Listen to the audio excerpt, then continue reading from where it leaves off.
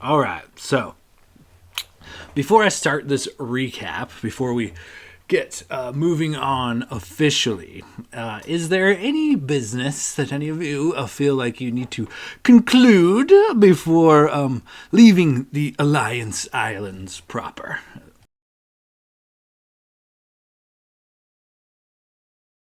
I think Blade needs one more rendezvous with Tilinara, maybe. One more romp in the hay. No, I don't think so. I think we left on a good note there. I did want to bring up, and Dakota and I were talking about this, and I don't know if it's worth revisiting. Is Ariel? I know we mentioned maybe talking to her after we were done with this stint. I forgot about her. Oh, I didn't. Yeah, that was his first love interest. Yeah, so I mean, Ariel is actually on the island. Believe we left off with about 24 hours or so before you guys like ventured out away from the Alliance Islands. So you could certainly, at the very least, make an attempt to locate Ariel. Yeah, and that being said, I mean, obviously not dire. If we just want to get going, if I remember correctly, at the last session, I think Locris was pretty much just beelining it, with or without us. True. I believe you're right. Let me roll a die here. With Ariel being kind of the newfound leader of this little bit of a criminal syndicate, getting a hold of her and like through her underground contacts is possible, but it might take more than a day proper unless you wanted to like pass her some sort of message or something that could easily be done.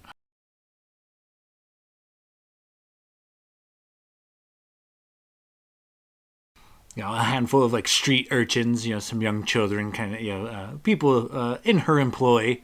Will definitely give the Sands of Justice the time of day if they need to pass anything along.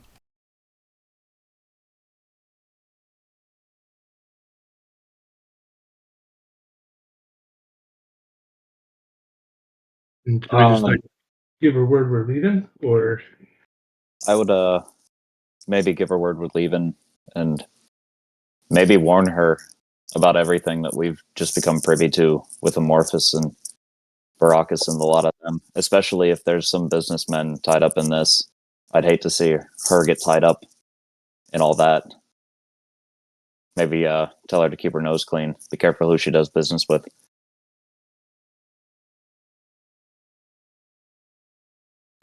Okay, yeah, you could definitely get the word across to of whom at least you guys have been doing business and battle with.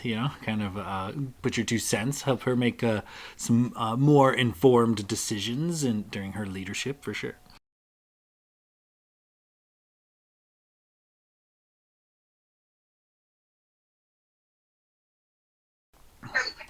And Locust wasn't beelining off the island. He was just trying to stop the fight about what to do next. Gotcha. That's All right. when he beeline was like, what we're doing next after we take care of Renwood's mom and everything. I'm doing this. You guys can come with if you want, or fuck off.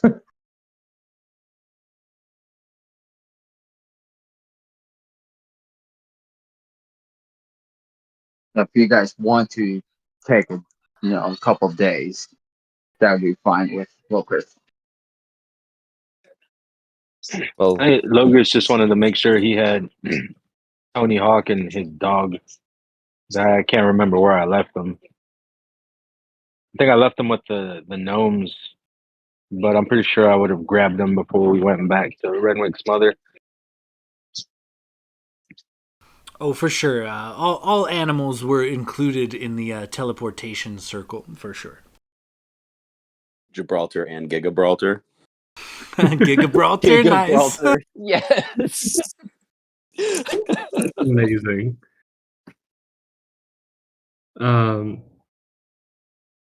I can't think of anything else personally. I mean, we buried my mom. I gave my dad 200 platinum to get the bar back in shape.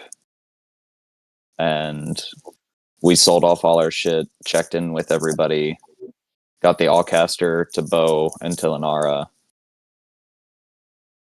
Did we tie up any, or are there any hanging threads right now that are things we could deal with, not including things like the Aboleth and, oh fuck, Gunna, the fucking Chaos God that we released. Yeah, that fucker. If you want to do a quick boar hunt to get your tattoo. Oh yeah. We did talk about that. I think Glader would also want to try and find see if there's any sort of blacksmith, like a master craftsman, like high quality metalwork, possibly in town. Yeah, there's with you guys kind of releasing the like vampire's grip on the Boarsland. Most of the businesses that were boarded up and no longer running due to lack of population, after a couple of days, things kind of picked up, or a couple of weeks rather. It's everything's looking up. All of the shops are open, all the guilds are open, things are populated. There's traveling merchants and things coming and going. So it would be all too easy to find a high quality blacksmith. I would actually tag along. I have a small project I want to do, so I'll join you. Oh yeah. Okay, yeah, easily done. You guys make your way up to some of the more recently reopened rather shops and things in Northside Tuscargo. And yeah, a small crew works away. A father and his 3 sons that are apprenticing underneath him, banging away on the anvils. They greet you kind of gruffly as you approach. Yeah. Yes, hello there. I'm looking to see if you have any very finely crafted swords for sale. Something of just the highest quality. I'm willing to put down the gold, and just really need something that's gonna stand up and firm against the troubles we're getting into. High quality iron here. He shows you, the rack of various weapons and armors that he has available. Yeah, you could definitely make a purchase if you'd like. You could find just about anything that you can look for in the PHB. But also, he has up to a +1 weaponry available. Okay, and what's the? I can't remember what the ruling is, but wielding a heavy weapon one-handed, is that strength based or is that a feat to do that?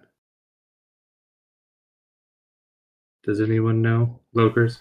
I was to say, Locris has the wiki app we probably need, but yeah, you'd have to look up the.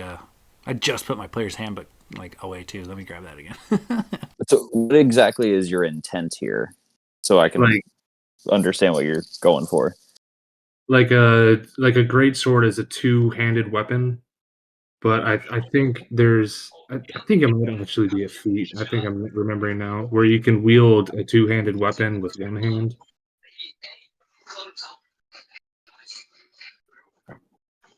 But I can't remember.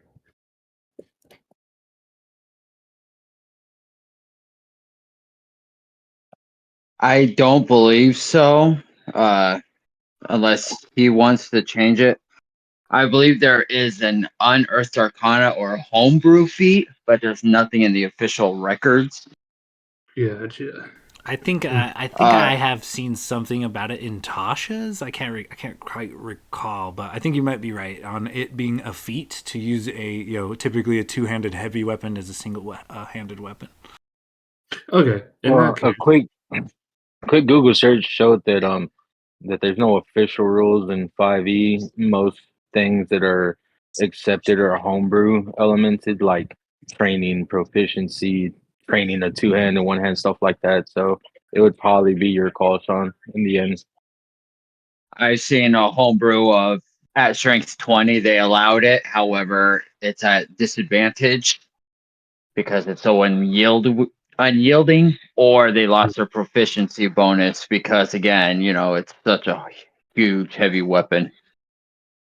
Gotcha. Well, that makes sense. In that case, probably wouldn't need much because that's what I was going for, and then I remembered that that it's probably not something I can do. So I would just kind of maybe just peruse the weapon, just kind of window shop, and then can turn it over to Renwick because I know he had also something he was looking for.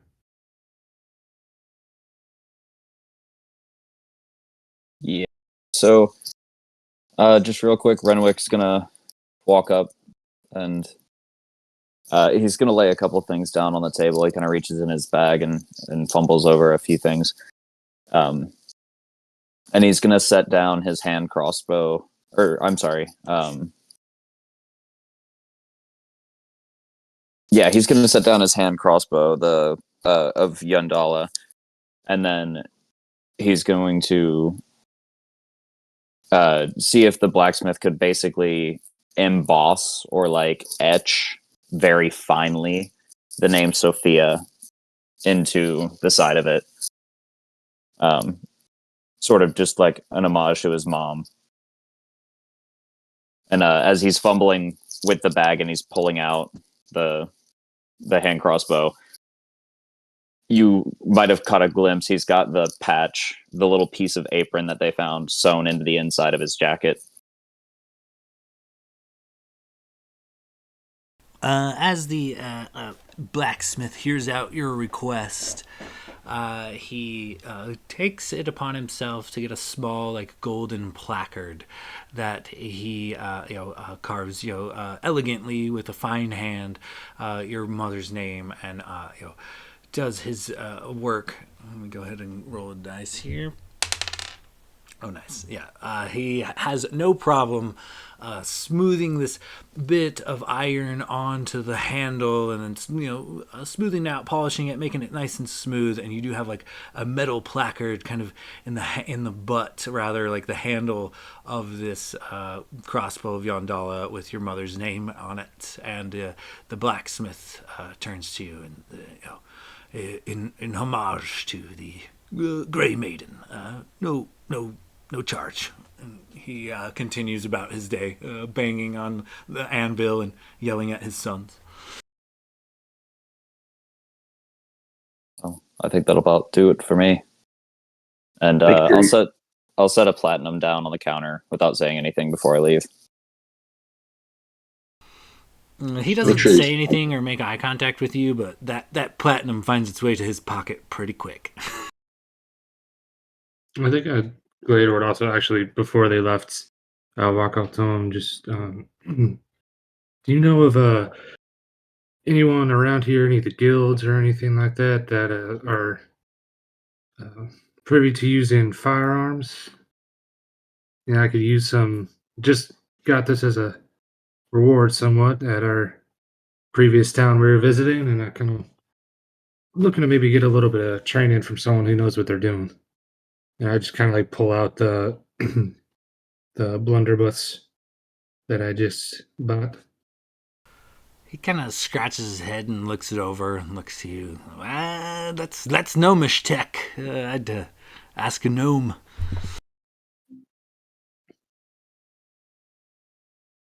Or do you know if there's any prominent gnomes here in the city?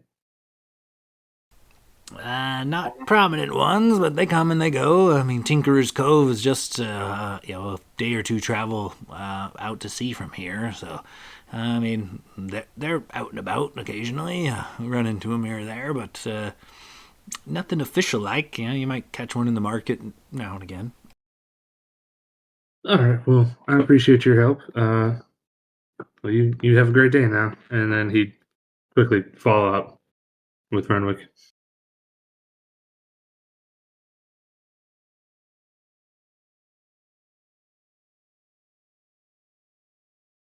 All right. So, is there anything else you guys would like to do before wrapping up in the Alliance Islands? I believe Blade Silversing had something to say. Oh, I was just joking around. I was going to say, just make sure he spelled it right on your dagger. I wouldn't want it to be spelled the wrong way. Your mother's name. It's an He questions it's it for a second. There's an F and a PH in it somehow. It's fucked up. No. It was a botch job. I think I would have been more concerned if it wasn't probably somebody that's known my mom their entire life, just based on like the proximity to the tavern and everything. So, but that would have been pretty fucking funny. I like that Sean rolled to see if he could do it, because if he had rolled like a 1 and then just like carved it in with a pocket knife, it would have been pretty fucking funny. That's exactly why I was rolling too. No, just a quick lore check, just to make sure we stand with like kind of greater threats that we can't deal with at the moment. So Mirnoreth is still out there, and I assume has kind of started to fill the power vacuum from the Queen, and she is now working with the Hammer, who is the only remaining son of the Queen. The Book and the Spear are dead. As far as you know, that's correct. Okay, and then we still have the Chaos God and the Aboleth floating out there somewhere. Aside from that, can anybody think of any other like big holy shit things we're gonna have to eventually deal with, or does that pretty much cover it? I think that's pretty much it. Other than the quartermaster and the 2 vampires that we found here in the Alliance Island. Yeah, so we know who the quartermaster is now, being Amorphous, and then Baracus and Nayla, and they are apparently working with some business person we don't know much about right now, but also have been working with the Queen and eventually Mirnoreth. So like all roads lead to the quartermaster, Yeah. effectively. So far anyway. Sounds about right to me. All right, cool. Let's get that fucking charter. I was like, fuck if I know. I don't have those notes out right now. One last thing before I go, I want to, if possible, somewhere on the islands, just to maybe get another round of ammo for the rifle that I got. If you need ammo, we could say you retconned that and bought a hefty supply from the gnomes. So yeah, it's five gold pieces per round though.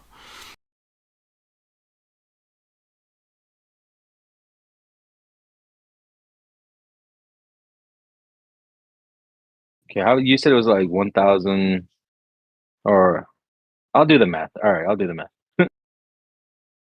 So like if you needed say 10 bullets, it's 50 gold. Okay, I'm gonna put 150 down to get an even 50 gold or 50 ammo. Okay, and even 50 will bring you to 500 gold pieces. Wait, right? 50? No, 250 gold pieces. Okay, that sounds good. All right, so with that, now we can finally get to this recap. It's going to be a little bit of a different one. So, since our heroes entered the scene months ago, they first convened in Hortonshire, going through many adventures, some would say misadventures also, as they traversed the realm, seeking to right the wrongs before them, helping end the tyrannical rule of an evil queen, free many from lives of servitude, and in the process discovered the plans of the Shadow Specialists. A guild of shady individuals with a knack for all things slavery, thwarting their plans as well, on their way to dethrone this evil queen. The newfound and founded order of knights, known as the Sands of Justice, had just given a downtrodden nation hope. And while somewhat on the lam from freshly slaying the evil tyrant, The Sands of Justice discover a secret cliffside cove dedicated to the shadow specialists. It is there they find a familiar ship, which then they use to set off and explore another land entirely, the Alliance Islands. The Alliance Islands turns out to have many problems of its own. Our heroes set out to rectify what they can, bouncing around several different islands, freeing one city from its governing class of vampires and another from a constant coordinated fire giant attacks. The Sands of Justice seem to earn a bit of fame and fortune, also successfully finding and raiding a secret underground temple full of death and danger to recover an artifact that was vital in curing a sizable amount of the populace from a mysterious plague-like epidemic. This epidemic caused by and perpetuated by the shadow specialists once again. Thwarting these plans and others, the party discovers that the leadership of the shadow specialists has taken what resources they can and gone to regroup with their remaining forces somewhere in the nation of Brightwood. So after wrapping up some loose ends and saying some goodbyes, the Sands of Justice finds themselves setting sail once more, chartering a ship and crew to deliver them safely to the port of Shra-Litten, a coastal city in the elven nation of Brightwood. A task the captain and crew volunteered to do pro bono, as the now somewhat famous Sands of Justice also happens to be honorary members of the Knights of Borsland, a title well respected within the Alliance Isles, known to be defenders of the realm. So, after a few days of travel at sea, the port of Shra-Litten can be seen off in the distance. The ship will be docking in only a few hours. The party on deck taking in the salty air and beautiful ocean sunrise for what may be the last time for some time. And that is kind of where we are now. You hear the cawing of gulls and the rough seas kind of breaking up against this wooden boat as it sails into this harbor. And we'll be docking within the hour. So with that, we kind of turn to the party.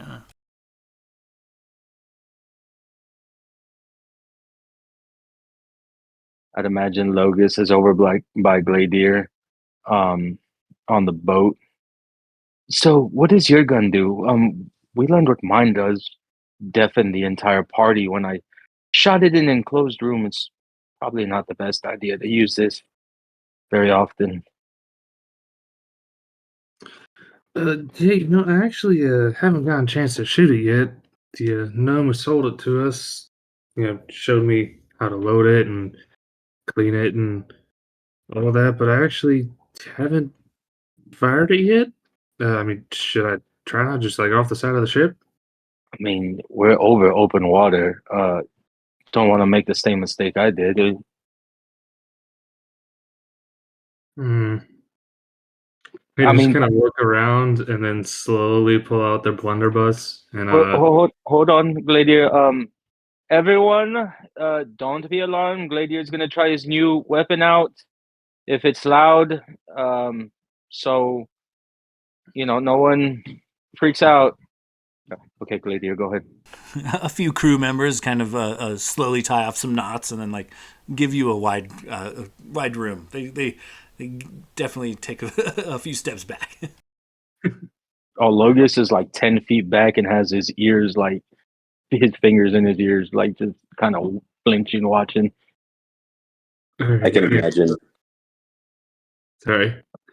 No, I was just gonna say I can imagine Blade off to the side, maybe off the railing, kind of leaning to playing his lute and maybe just playing a really nice melodic tune, and then as soon as he starts to see Gladier pulling out that weapon, it's almost like he pauses and stops, hits a wrong note, it just doesn't go with the song at all, and just kind of stops abruptly and is just kind of slowly just eyeing him. Yeah, Gladiator's gonna load it up, kind of angle down, pointing towards the water, just to kind of see what kind of um what kind of shot it is. Like if it's like a single shot, like the musket he's seen fire, or if it's something like more of a spread shot. Because blunderbuss, I think they're sort of reminiscent of shotguns in a way. But yeah. So he loads it up, aims down at the water like 15 feet away from the ship, uh, and he's gonna shoot. And a loud explosion erupts, and a very like almost fist-sized metal ball sails at very high velocity out of this blunderbuss, and similar to the shotgun, it is a shorter range, higher damage type of an output compared to Logos's muskets, which is definitely a little bit more controlled and got more distance to it, but also fires, a significantly smaller round ball of iron. Yeah, imagine he's just like not at all prepared for the kickback and like takes a step backwards as the recoil comes up. Oh man. Yeah, this is gonna be fun to use on some bad guys. You've definitely got like a little bit of tinnitus going after your first round. It's such a loud explosion so close to your head. Makes your eyes tear up. You adjust for a little bit of the kick, and you kind of got a bit of a ring in your ears, but all is well. Kind of part of the experience of cracking off a blunderbuss. Yelling that what he just said, just screams it.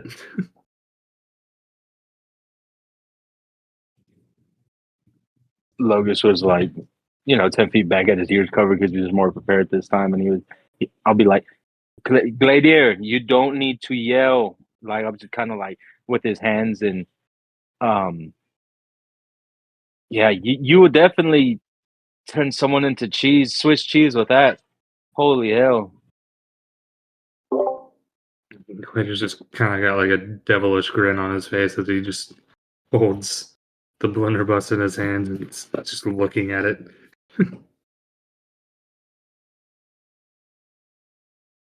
Um, Logos would like to practice with the musket, maybe try to shoot a bird out of the sky or something. Just so, since we're just shooting off guns, you're going all redneck on it. Just try to, just practice with it as much as you can and, maybe try to aim for a bird or something right now. Okay, yeah, go ahead and make an attack roll.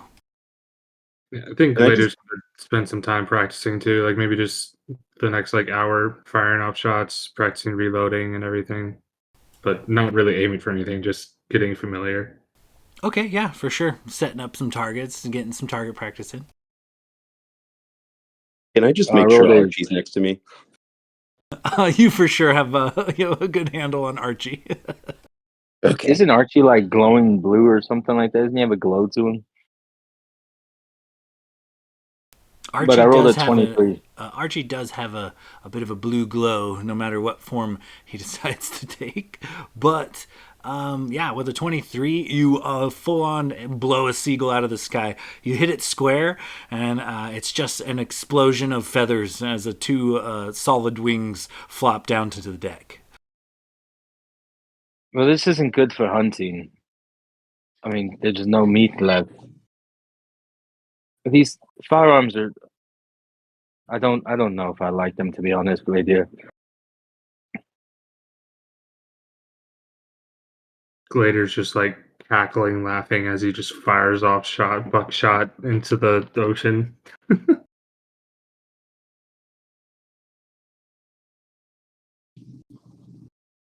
And that'll be it. Logos will just practice with the gun and alongside Gladiator and until we get close to shore.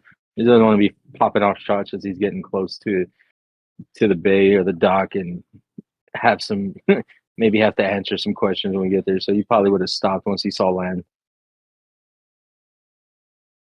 Okay, for sure. As you guys kind of approach Shra Lytton, this beachside coastal community, populated and ran by mostly elves, half elves, and humans. As you guys kind of approach, you notice that there are several ships. A lot of them look to be similar make and model of like what you have seen around the Alliance Islands, but several of them are not. They are very sleek, dark wooded ships with very intricate carvings on their bow and different, designs. It look like to be made out of precious metals on the mast and things. And one thing they almost all of them have in common is it looks to be blue sails. They all have these blue sails on their ships, and the blue sails look as almost as if they are actually blue scales intertwined with one another, as these clearly different ships of different architecture entirely kind of sail around the port, kind of keeping the peace, and they're easy to spot, and you can tell, usually crewed by mostly elves. As you guys kind of approach Charlatan, it's a small coastal community. It's a small city. You notice that a lot of the buildings, a lot of the structures here, similar to of makes of buildings you guys have seen before, but as you guys kind of dock proper, and the captain sees you guys off, shakes your hands as you guys kind of collect your things, your animals, and head out in down to the docks. You notice that there is a lot of elves, there's a lot of half elves, a lot of humans, and that seems to be like the majority of the races working down here at the docks. You notice that this place is very clean. For whatever reason, the roads are completely made of like interlocking stones, perhaps even tile, you're not sure. But the roads themselves are very clean, and though the structures around in the area are look similar to what you have seen prior, it looks like upon further inspection that all of these homes and businesses and things that you see look all to be made with various craftsmanship, I guess, some good, some not so good, but all are built with like high quality goods.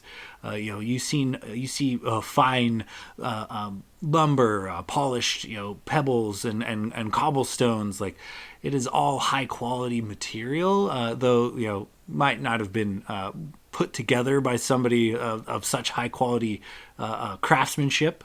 But you do notice that a large portion of this town just kind of it's all upper echelon, upper quality, and there is a section of this town with that is clearly, unmistakably high elven architecture. More in like the center of the town, there are somewhere between 3 and 5 buildings that are entirely made almost similar to the boats. They are made of dark woods, and they have intricate trims and borders and doorways and windows. And alongside that, they all have this very A-frame type of roof, or type of like architecture, and on all of the roofs of these particular buildings, these buildings that are for sure high elven make, they all have a light blue tiles on the roof, on the exterior roofs, kind of identifying them from far away as this is the highest of quality materials to build these buildings. And they were put together by high-end, possibly even renowned craftsmen. They're seamless and perfect, unlike some of the other structures in the city. So, as you guys kind of make your way into Charlatan, and the hustle and bustle of this city kind of goes on about you, what do you guys do from here? Renwick's going to look over at the party and be like, well, gentlemen, it might have been a dickhead that bought him for us, but I think it's time we get back in our nice digs. And he pulls out his like fine sands of justice, like formal wear, and fits it, like still wearing his armor underneath, but since it was made to wear armor with, just kind of like fancies up, trims his beard a little bit, like pulls his hair back, tries to look nicer. I didn't know we were supposed to take those off. I've been wearing my fine clothes ever since I've got them. I don't even have another set of clothes anymore. I was kind of wondering why you were wearing those down in the temple. I'm pretty sure that they're torn up at this point after what we just went through. Are they? And Logos will cast mending, and just like if he's got any rips on it or tears. I forgot you could do that.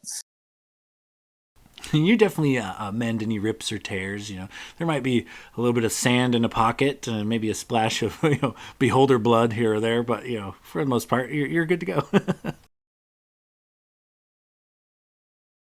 I see why you take them off now. Well, maybe we can hit up a cleaner or something along the way. So, Renwick, do you doff and redon some finer clothes like right in the street then?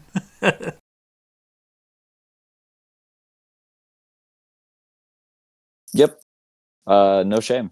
You I definitely get honestly some like weird side eyes. if we could see this, yeah, like if we notice like the city's clean, the docks are clean, like the buildings are ornate. I think he would have done this like as they were pulling into the docks and like hadn't quite walked into the city yet. Like it's Okay. pretty apparent how nice of an area we're walking into, so we don't want to like stick out as the adventurers wearing torn clothes and everything. Makes sense. If you look over at Locris, you see him with just the most disgusted look on his face as he's looking around. Got that sulky, I don't want to be here look.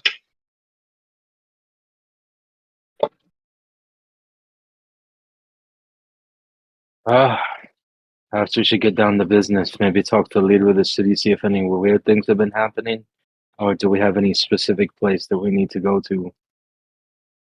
Well, if we want to get to the Shadow Bell, we have to find the Underdark. To find the Underdark, we have to talk to elves. We could talk to these elves. We could deal with your elves, which, by the way, remember, these elves are snobby, stubborn. It smells in this town because they like to smell their own fart. I'm not going to dress up for them. They're going to look down their nose at me anyhow. Probably the same thing with you, Logos. But Logos is kind of crestfallen because he's. But elves, the elves I've dealt with, they're just fun-loving, outdoorsy, happy elves. You telling me there's mean elves? I want to say mean. I'd say heads shoved so far up their ass they're able to give themselves a colonoscopy. Logos will look around to another, like, see if there's an elf in the street, just like try to like say hi, see what they do. Like, hello there, friend. How goes it? Logos says you're approaching another elf. You say?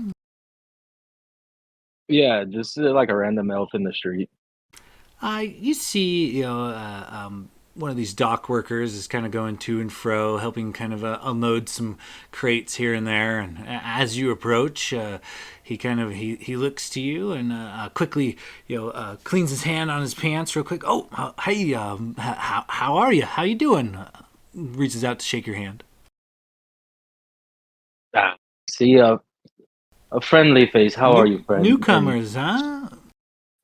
Yeah, I've never been here before. Me and my buddies are just coming to visit. How are things, friend? He looks over your shoulder at you saying your buddies and looks back to you with a look of disgust and walks away. He says nothing, continues his work. I cast hold person. No, I'm just can I, with my like passive perception, can I tell what he looked at that disgusted him? Your party.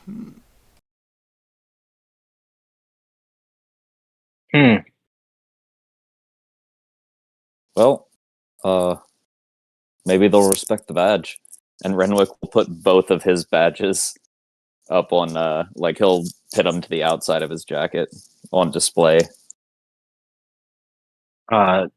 Logos will walk back to the party, and I don't quite know what happened, but I mean, between us, I think it might have been the Dragonborn that threw him off. Just, you know, just that's what I think. Maybe he's And intimidated by his giant dick, and he punches Gladier in the thigh. yeah, I'm not an asshole by choice. I'm an asshole by design. And it's living around here that designed me. Probably took one look at me, quite possibly later, and yeah, made an opinion. Well, if I'm speaking as elves here, I've come from a place where we're quite, we are nothing but, wood elves. We didn't see much dragonborns or tieflings there, but when I saw you, I wasn't so surprised. But when I saw Gladier, not gonna lie, it took me a little while to warm up to him. You realize you met me in a town full of Dragonborn? I probably wasn't the first one you saw.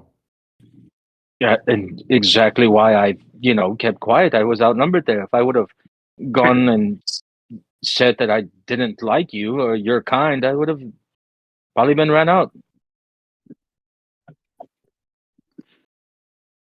I'm Well, kidding, buddy. rightfully so. You, You're about to still get run out. you're my favorite, and I'll kind of like roll my eyes at Renwick, like this fucking guy.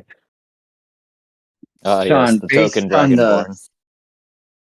Based on the map you had sent me pre-campaign, do I know roughly where we are in relation to my hometown?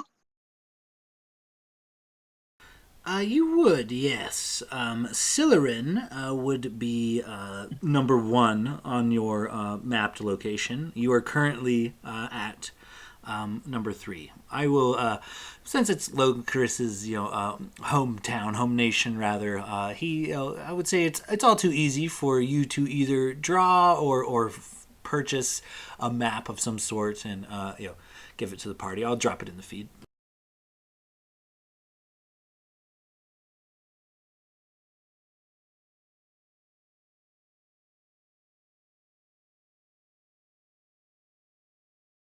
Logos would kind of just be side eyeing Glader until like Glader looks over at him, and then he'll just smile and like just look away, and then when Glader looks away, go back to side eyeing him.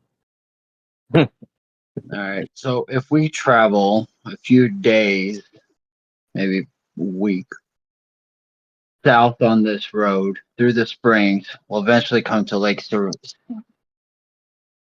Solarin, which is my hometown, where at least I would know somebody I can ask questions to if I'm not a still wanted man. But they don't know it was me. I was in disguise.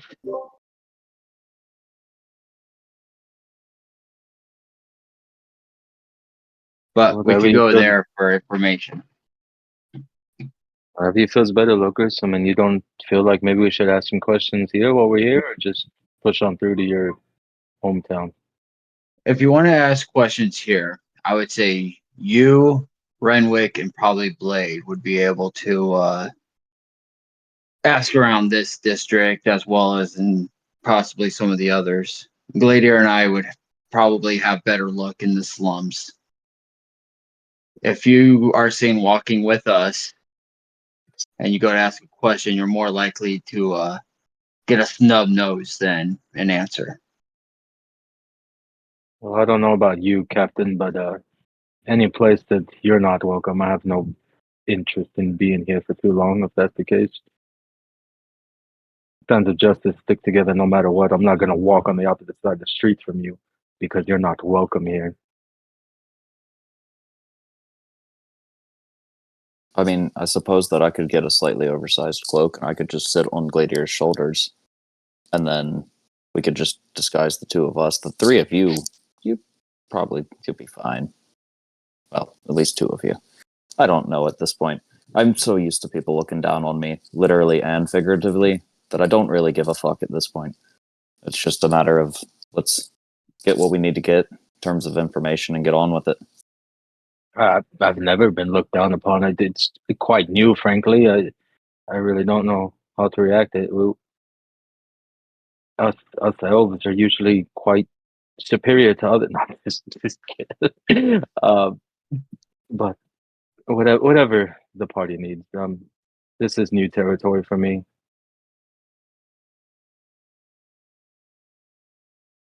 Well, why don't you guys go to the local tavern and see if you could drum up information on these ships, see if they belong to our rich merchant.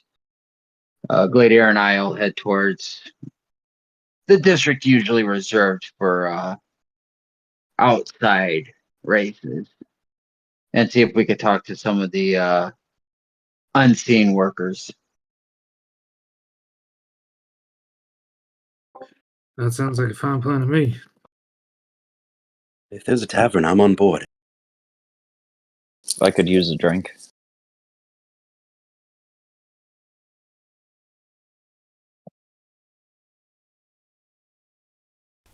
Okay, Then I'll take Gladiator and walk towards the slums. Okay, with Gladiator in tow, Locris, you make your way kind of towards the outskirts of the city. You know that, the inner workings of elves and just kind of how these type of elves work. They don't necessarily think a whole lot of the mortal races, and they especially don't think a lot of tieflings. And so you know that the outskirts of the city is probably where you would like to go to find kind of like what would be considered the slums, as the locals in and around the area would not tolerate filth and things. It's just kind of taboo in this nation. So you make your way towards the outskirts of town, and immediately on the outskirts of town, things shift. You went from looking at probably not some of the best craftsmanship, humans doing their best, but really high quality goods. But on the outskirts of town, it is like almost no quality goods.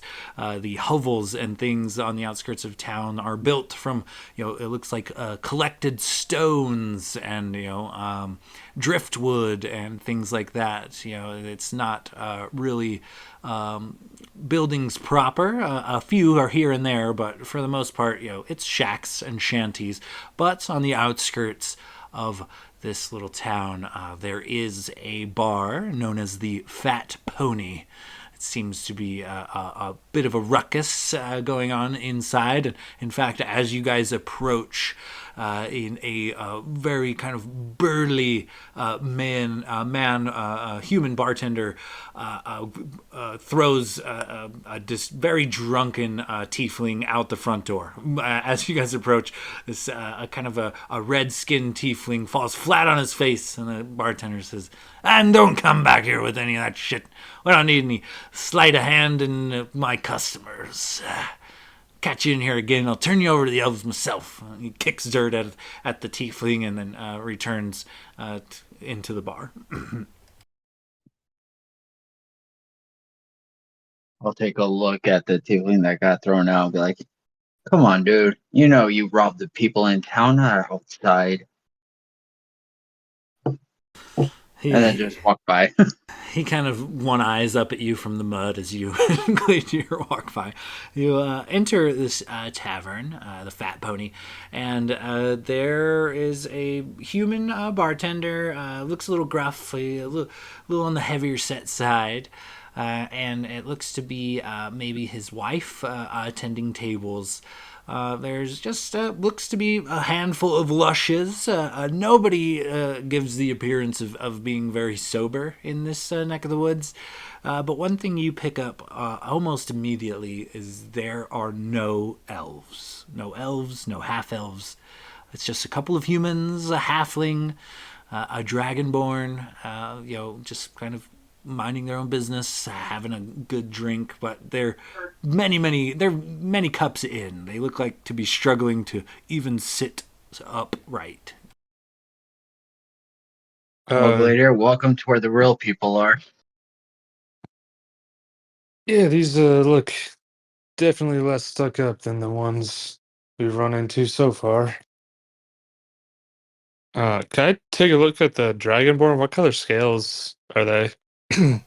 It is a blue scaled dragonborn. He looks to be pretty up there in age. Definitely your elder by some time. He's got several scars on his face, and he looks to have a prosthetic limb. One of his hands is actually a hook.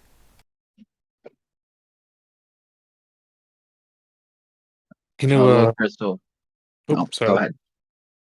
I think he would just Glader would just kind of nudge um, Locris, be like, seeing one of his own kind might help us get a little bit more information out of that guy over there. If we're looking around, talking to people, asking questions. Yeah, I was just going to get some beers and find the tieflings and see if I could push them for information. But you work on him, I'll work on them. That sounds good to me. Oh, since you're not very aware, keep your coin purse as near your coin purse and never tip too high. Otherwise, there'll be somebody outside waiting for you. It's good advice. I'll do that. And he just kind of like shifts his coin purse around and does that awkward like when you're trying to fix your shit in your pants, shoving the coin purse down by his own coin purse. Gladiator, give me a perception check. Oh shit. Oh no. That is not good. That's a 5. Yeah, you adjust your coin purse accordingly, and nothing out of ordinary, nothing out of the norm. So help me God, Sean. Anyways, he'll go to the bar and uh kind of flag down the bartender. Oi, what do you? I ain't seen you about here before. What can I do for you? Yeah, my friends and I are just passing through. I'm just, stopping in to, you know, get a little drink before we continue on with our travels. It's been a long day. Uh, can I just have 2 ales, please? What are you wearing at this point in Gladiator? Are you in like full armor at this point? Yeah, I didn't take anything off. So I'm like full plate armor. My shield and my sword are like, well, shield's across my back, sword on my hip. Like it's very imposing. I didn't clean myself either, so there's probably still like beholder blood and shit on staining my plate mail or plate armor, not plate mail. So Oh, that's gross, man. It's been like several days, if not weeks, right? Listen, I've spent like 10 years in a desert. I'm used to smelling like shit. I don't understand it anymore. I just figure that's how I smell all the time. I'm used to it. he pours you a couple ales, and he says, 5 silver each, a gold piece for the lot. Hmm. Seems a little steep, but I'm not one to argue in a town that's not my own. And I'm gonna reach into my coin purse and feel around for some silver and also kind of just, while my hand's in there, just make sure like it still feels as heavy as it did when we got off the ship. Okay, as you kind of fidget around with your coin purse and dig through it to find a few silver pieces, go ahead and give me another perception check. This time, Locris, you too. Okay. Hopefully this one is better. Oh, that's much better. That's a 16. A 17 for Lucas. You guys both kind of catch it. Gladiator, as you're going through your coin purse and you heft it up from its location, you've got every eye in this bar is staring you down, and they're all almost salivating. The bartender included. You have several sets of eyes on your coin purse as you've kind of made it a point to hide it and are now kind of opening it and going through your coins, counting that they're all there. You've made it very, very obvious that you have a hefty coin purse.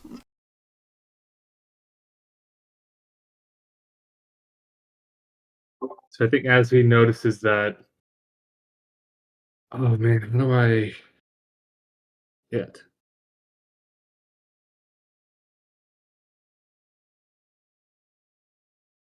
All right. So he's gonna take the two ales and walk over to the other dragonborn and kind of just sit down without a word next to him. We'll like place the ales on the table, and then he's gonna pull out his sword and just kind of, as he's sitting down, just kind of lean it against the table and like kind of like rest his hand on the pommel and just give like a slow turn and look everyone that was like salivating at his coin purse, just give him a glare as he just turns and looks at all of them holding his sword. They And then they all get the point and go back to their drinks. They stop staring. Yeah, he's gonna look back to the dragonborn in front of him. Oh, hi there. I was just wondering if I could talk to you for a moment. Brought you over this ale here. Looked like you might need a little refresher. And I just was wondering if you could help out a fellow dragonborn. He's new to town, just trying to get a lay of the land. He nods gruffly, accepts your ale, and pounds the entire thing in one gulp. Just kind of, it's not even like fast, just like as you're talking, he's like glug, glug, glug, glug, glug, sets the empty glass down and belches. Kind of turns to you and says, well, you came in the right spot. What can I do for you, Golden Scales?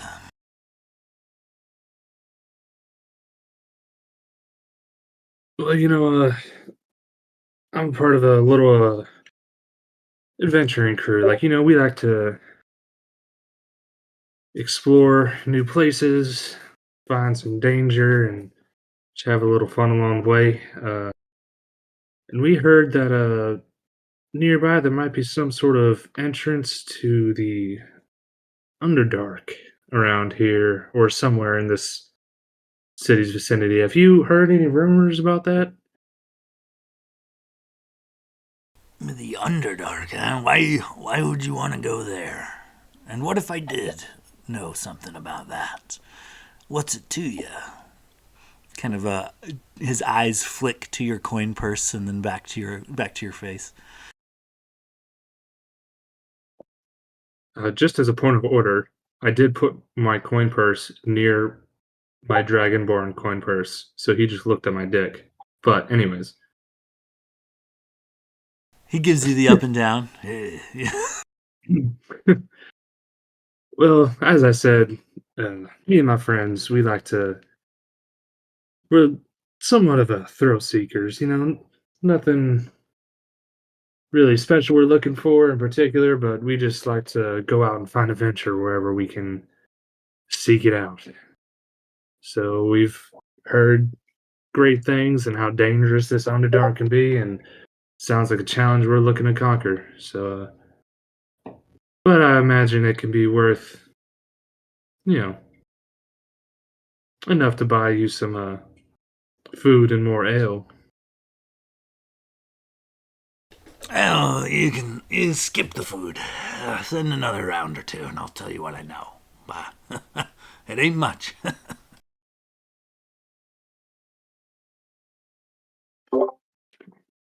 Glader would just kind of turn around and whistle to the barkeep. Hey, can we get a couple more ales over here for my new friend? He brings over another round for another gold piece, and then returns back to a few other lushes. And similar to before, this Dragonborn just kind of guzzles the entire ale before belches, setting down an empty cup before he kind of continues.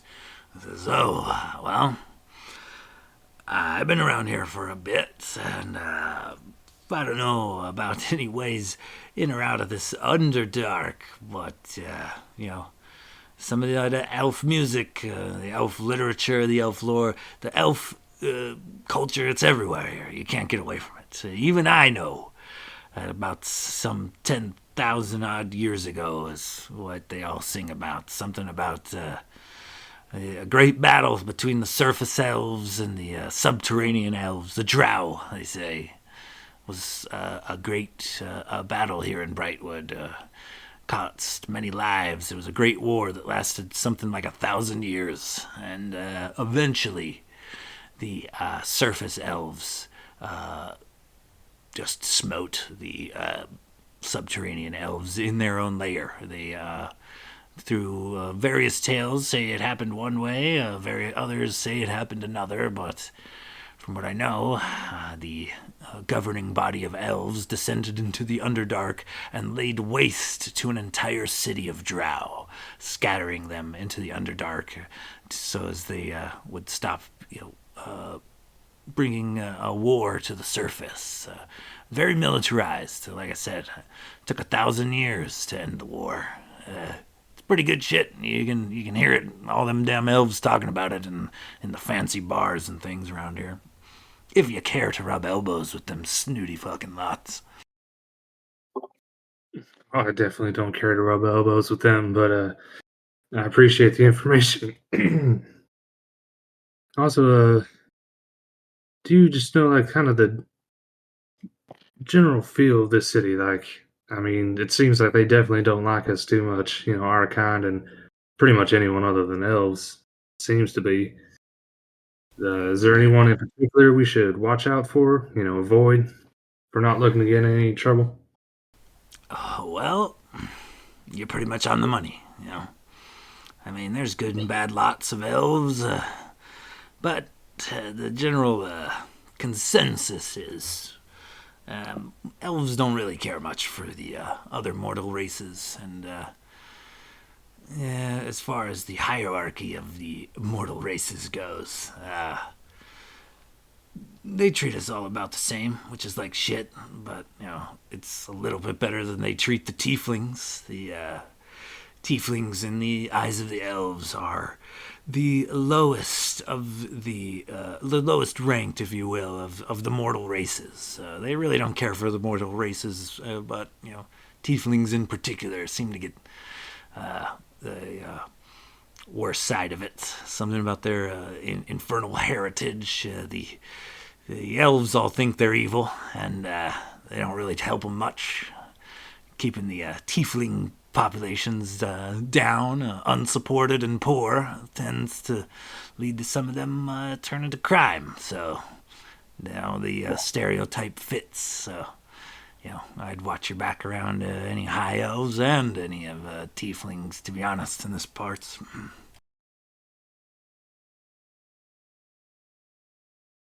Well, yeah, it doesn't sound like a great place for anyone other than elves to live.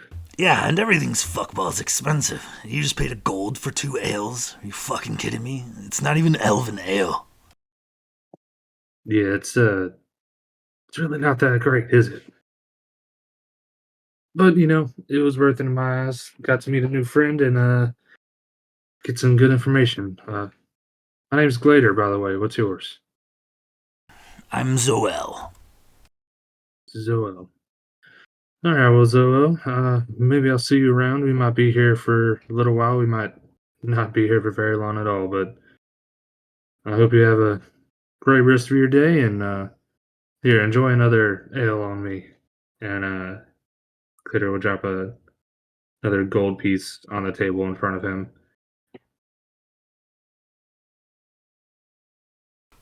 He nods, and as you go to leave Gladier, he grabs your arm and pulls you close. And he says, "Hey, this ain't no Ardenshire, boy. Don't flash that coin purse around. Yeah, you can get yourself stabbed here real good and quick." I appreciate the warning, but it's gonna take a little bit more than a little stab to take me down and take my gold. but again, it's appreciated. That's what I thought too. And here I am, sitting in a bar, drinking beers from a stranger, down a hand. He kind of looks to the bartender and flips him the coin with his good hand, and the bartender ushers over a couple more ales.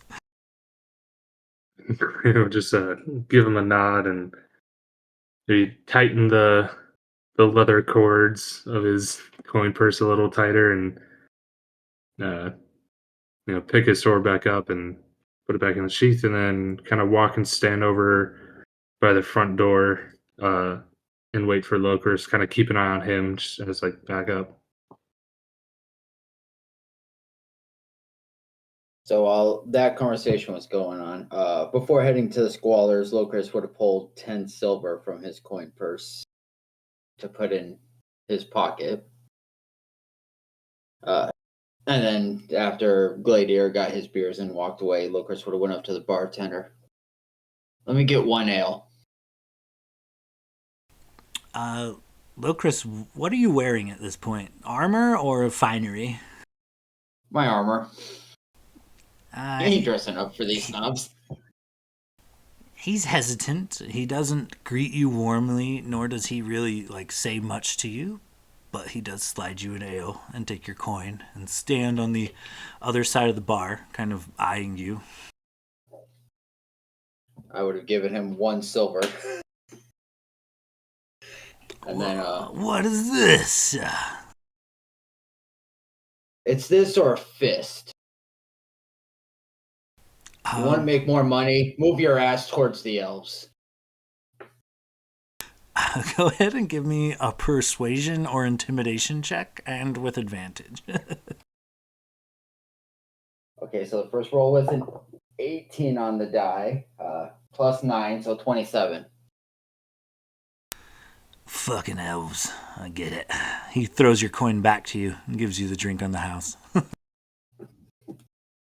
I'll leave it on the bar as a tip, and then walk over to any other tieflings I saw and sit down, and in Infernal, just say, I forgot how much these towns stink. Elves just like to walk around smelling their own shit all day. A very drunk tiefling kind of looks up from the table and hiccups at you. Yeah, them elves. What do you say, buddy? You gonna get me one? Give me one of those. And he kind of slurs his speech as he points at your ale. It depends on what information you're able to give me first. I didn't do it, man. It wasn't me. I don't give a damn what you did to those people. Everybody in that town probably deserves it. We're making our way towards Sillerin. What can you tell me about the road down there? It's bad. It's pretty bad. No, it's not the best. Lots of bad guys there. Lots of people. There's lots of people going missing all over Brightwood. The elves think there's tieflings got something to do with it, but they always blame us for whatever they want. Really, it's kind of bullshit. But aside from that, there's rumors of kidnappings and drow and even dragons. It just depends on how much of that ale you're willing to share.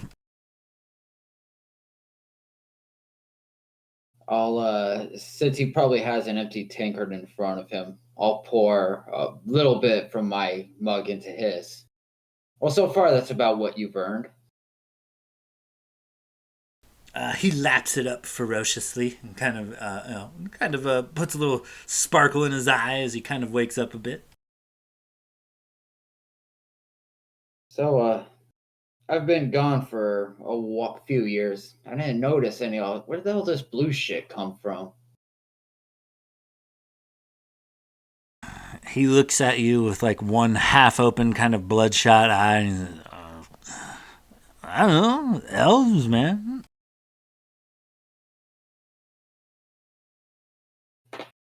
Well, I'm glad you're useful. And then I'll stand up, chug the rest of the beer, and then walk out. Okay, as you and Gladier kind of make your way out, we'll turn to the other half of the party. Renwick, Logos, Blade, what do you guys do at this point?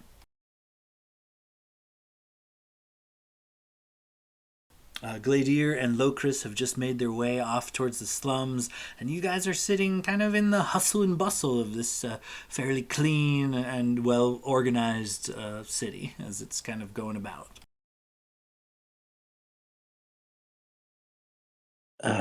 Blade's going to kind of turn to the Logos and Renwick and say, do you think we should try to find a tavern or something? Might be best to find people there, or what do you guys think? A tavern might be good, but considering we're Knights of the Realm, I mean, we could potentially maybe try to talk to a mayor or a leader of some sort. Maybe there's work that needs to be done because there's some kind of demonic, you know, things happening here, like in the other places. We could say that we're emissaries of Borsland, and we're coming out here to follow a lead for, well, I mean, quite frankly, Amorphous. We don't have to necessarily tell him that, but, we could basically tell him that we're chasing a lead from Borsland from a case, the people responsible for the graying. Maybe they help us. Maybe tavern first, because we were burned with the leaders of the Alliance Islands when we came across Nyla and the other fucker's name I can't remember right now. But we have been burned by those in charge before. It's probably best.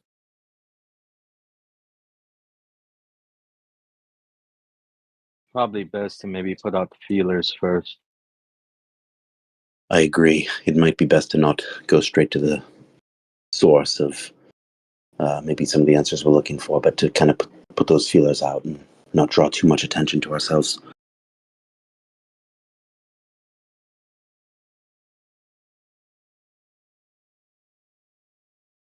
Captain, and he looks at Renwick. I'm captain on a ship, but I don't have a ship anymore, so I don't really think I'm necessarily the one taking point these days. I'll defer to the two of you.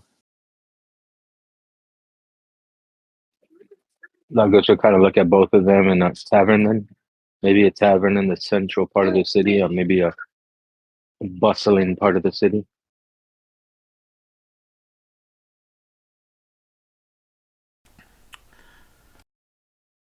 Okay, yeah, you definitely kind of there's like I said, the very clean, very high quality structures around you, and then you towards the center of the city. There seems to be four of these like elven style architecture buildings that reside in the center, and they are pretty large buildings, but they've got like the most hustle and bustle. And as you kind of get close, Logos, you can speak Elven, but you realize as you get close, these four kind of buildings, centrally located with this kind of unique high elven architecture.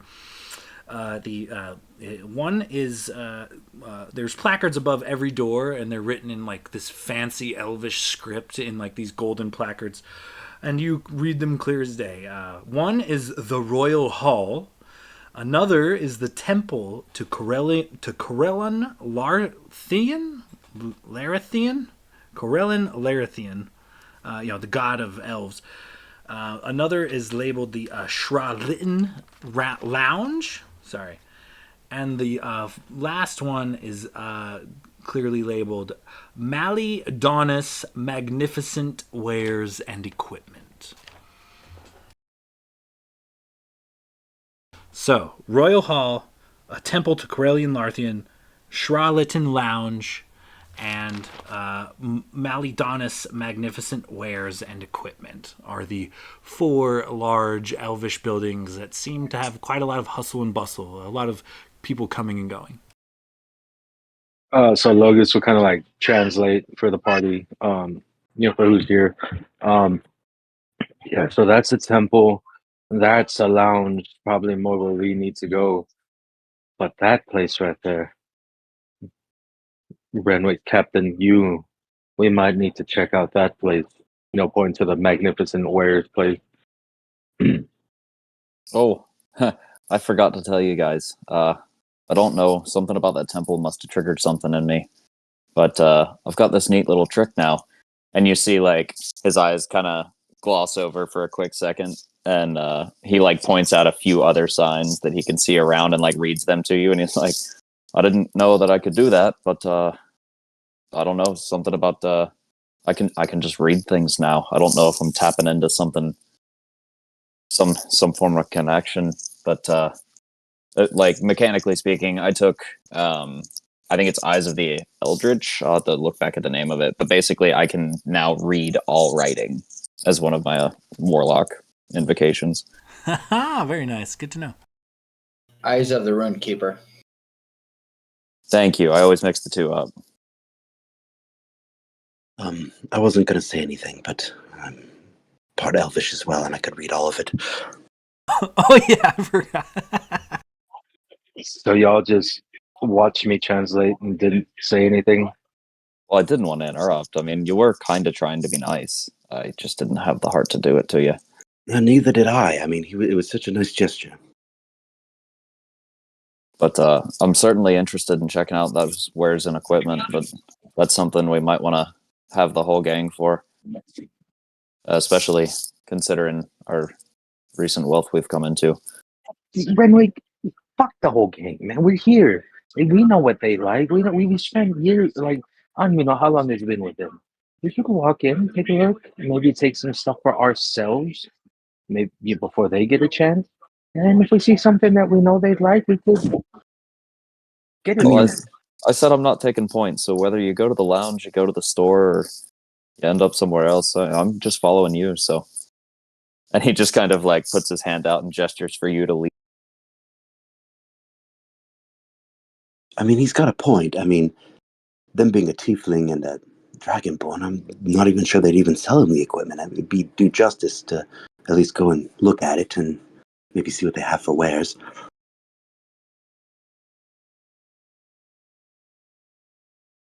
Well, if you both insist. I didn't even think about that. I mean, this store might not even sell to them. We would be doing them a favor if we bought it and then gave it to them, because we're good friends. And Logan starts walking to the store. Yeah, I will happily follow you. Okay, yeah. As you guys make your way into this magnificent wares, I will say, Logos taking point. As you guys kind of approach, you do notice like it is a two-story building, and the upper part of the building, there's a few balconies, and there are fully armed, head to toe, elvish guards. All in like full plates, with bows and quivers across their back and swords at their hips.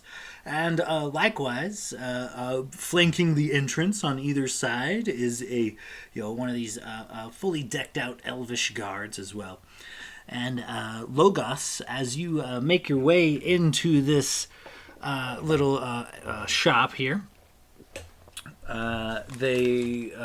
you walk in without any problems whatsoever. However, for the halfling and the half-elf behind you, as soon as Logos passes without incident, these two guards nut up and clang their armor together as they prevent your entry. They put their hand out. Whoa, whoa! Sorry. There's a few general stores just a little bit down the road here to the left, and there's even a good smithy or two in that direction as well. So, yeah, you seem lost. I'm so sorry about this misunderstanding. This is all a little awkward, but I'm Blade Silverstring. I don't know if you've maybe heard of me. Oh, a half-breed bard? No, I mean, like every day we hear there's thousands of you running around Brightwood. You think you're one of the special ones? Oh man, yeah, this guy, you're cute. You're cute. But like I said, the general goods stores, are ran down the road. There's a blacksmith. There's even some taverns down there. If you, I'd be happy to give you directions. Well, you see, there's plenty of fish in the sea, but there ain't any others that are like me. Um, Let me demonstrate for you a little bit of music. I don't know if you're familiar with it. The other guard kind of pipes up. He says, let me stop you right there, Bard. We don't have time for this. Move along, please. This is not a establishment for public domain. It's long story short. If you don't have a membership, you don't get in, and I can tell by looking at you, you don't have a membership. It's 1,000 gold pieces annually. You can pay me. You can go down over to next door here, and you can even you can get it at the Charlatan Lounge. You can buy one at the Royal Hall. You can get one at the Temple of Corellian Larthian. Whichever you prefer. But it is 1,000 gold piece annual charge for you to enter the shop. Oh, that is a steep price. I think one may just not be able to afford it. That's what we thought. So the general store is down the way, and there's some blacksmiths and other artisans that there's a few good tailors, maybe even you might find. So anyway, And thank you. Is there a place that I could just register a complaint if I need to? absolutely, I would be happy to take any complaints you have.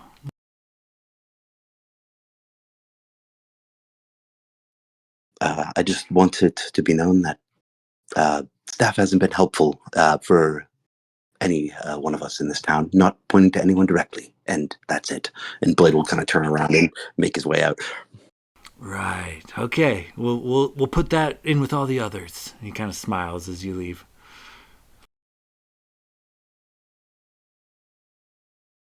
They look down to Renwick. Did you not hear what I just told your half-elf friend? He points down the road to the other shops. If you don't look like you got the coin to sharp here. I mean, nice duds, but if you don't got the 1,000 gold to come in the door, it's 1,000 gold annually, man. You can get your membership from me. You can get it from the lounge, the temple, the royal hall, wherever you want. But it's 1,000 gold annually to walk in this building. Sorry, dude. Oh, that's cute of you to assume that I don't have that type of coin. My friend, you don't know who we are or what we've done, but I can promise you we've lived more lifetimes than you could ever imagine in just the last year or so. And he'll just put down 100 platinum, or it's 100 platinum's 1,000 gold, and then he'll put one more down and just be like, and that one's for you, pretty boy. He immediately changes his tone. He's like, "Oh, you know what? I apologize. That was awful rude of me." And quickly he produces a little writ of verification that does now pronounce you, Renwick Turner, as a member of Molly Donis Magnificent Wares and Equipment. And I apologize. That was awful gruff of me. I just, we get a lot of riffraff through here that think they know better than us, and. To be fair, no offense, but it's 1 out of 1,000 with the mortal races that actually come up and are so inclined. I apologize, and they step out of your way and allow you access.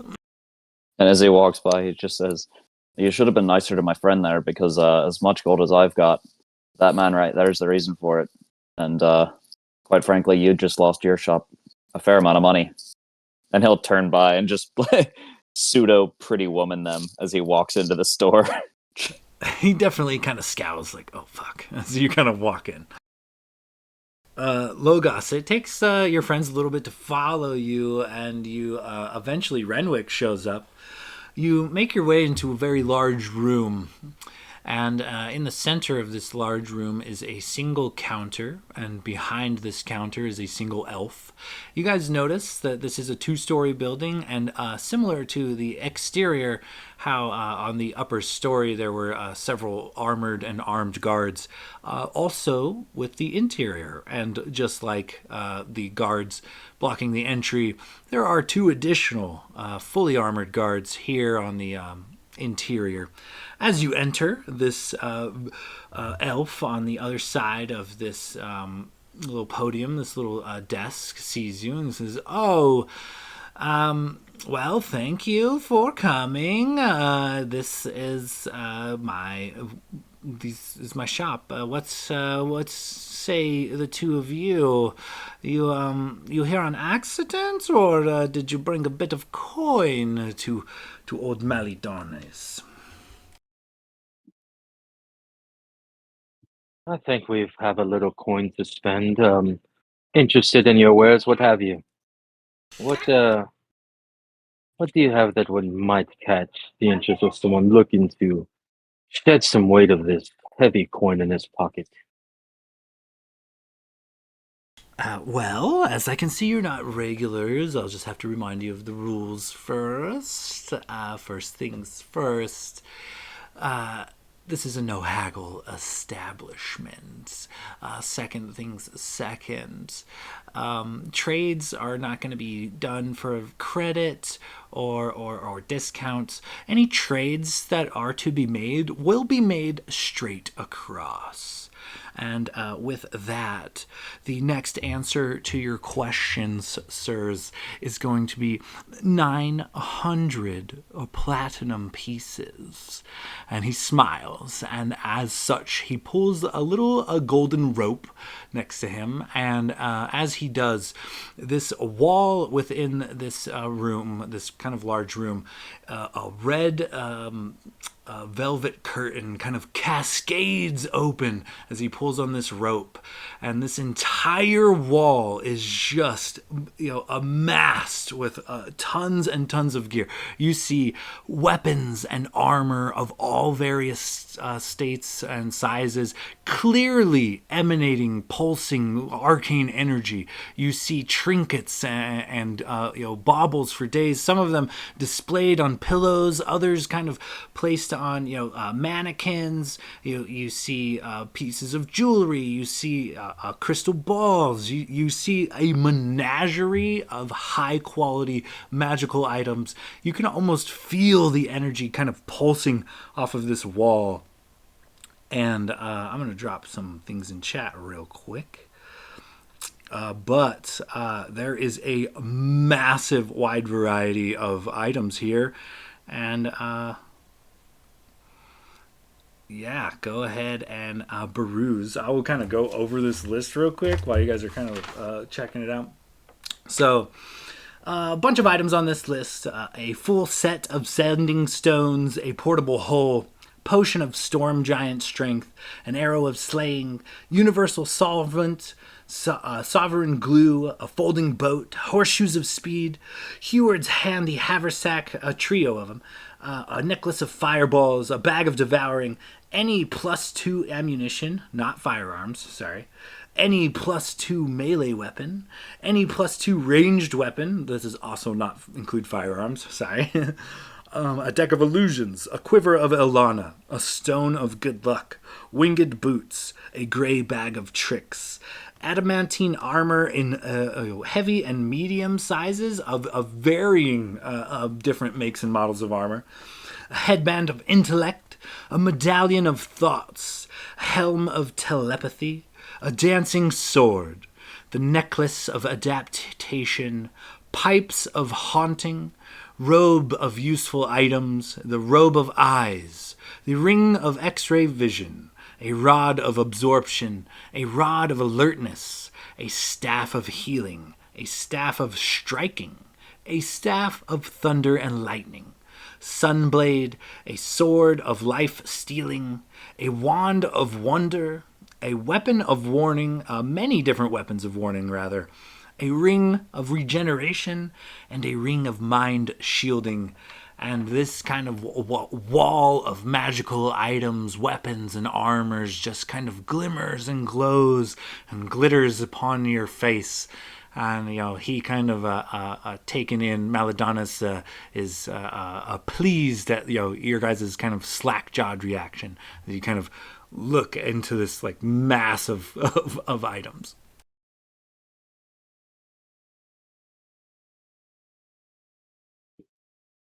Logos will kind of look over at the weapons and fix his eyes on the magical bow, specifically the +2 bow. How much for that bow there? Like I said, sirs, the answer to your next question is, in fact, 900 platinum. But as you look over at the bows, there are a wide variety of these +2 bows. There's a high elven one that's very like sleek, meticulously crafted, looks like to be metals. There's a dwarven one that looks to have a handle of marble and maybe some sort of a stonework inlaid in the bow. There's a wood elf one that is actually made from some sort of like really really rare wood. It seems to glow with an unnatural energy. There is a plethora. One seems to be crystal, another seems to be white oak.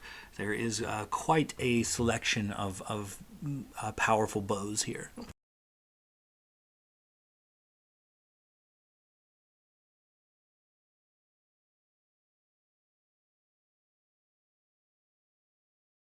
So everything, just to clarify, everything in here is 900 platinum? Any item on this list, 900 platinum coins.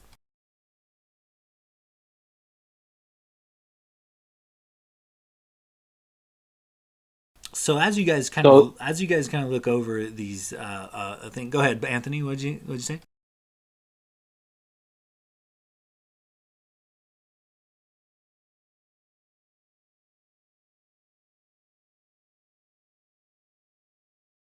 No, I thought you had. I thought you're. Sorry, I thought I cut you off.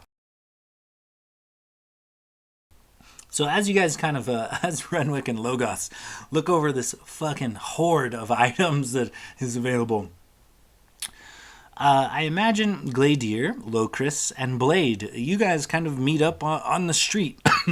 Gladier and Locris, you kind of walk upon a seemingly kind of miffed Blade as he kind of walks down the street alone.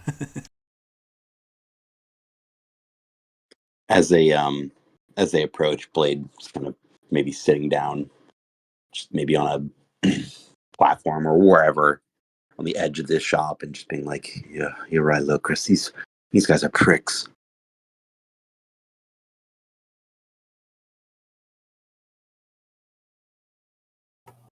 Yeah, I tried to tell you guys. I didn't know if you being a half elf would run into problems, but it doesn't surprise me. Oh, apparently What's there's the a other thousand two? people.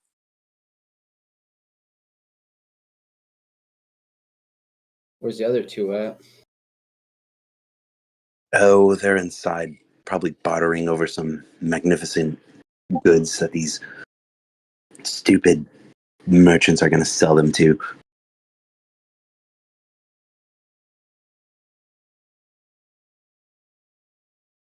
Very high opinion of themselves.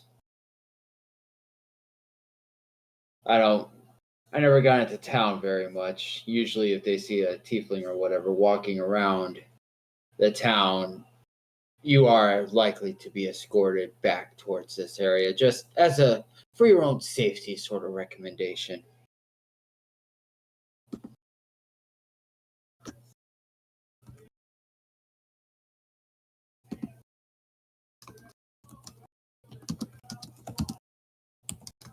And as you guys kind of are going about with the hustle and bustle of the city, you do notice that Blade, as you were kind of sitting on the bench, kind of sulking for a bit, you kind of just blend into the crowd. But now that Locris and Gladier have arrived, not only are you kind of getting side-eyed, but the crowd gives you guys a wide berth. They don't. Most of them not only side-eye you, but they don't come close.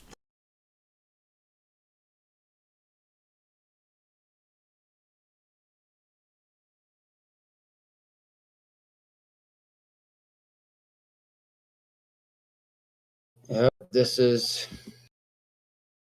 what I faced growing up. That's why when you guys met me, I was a bit of an asshole. It's easy to become one.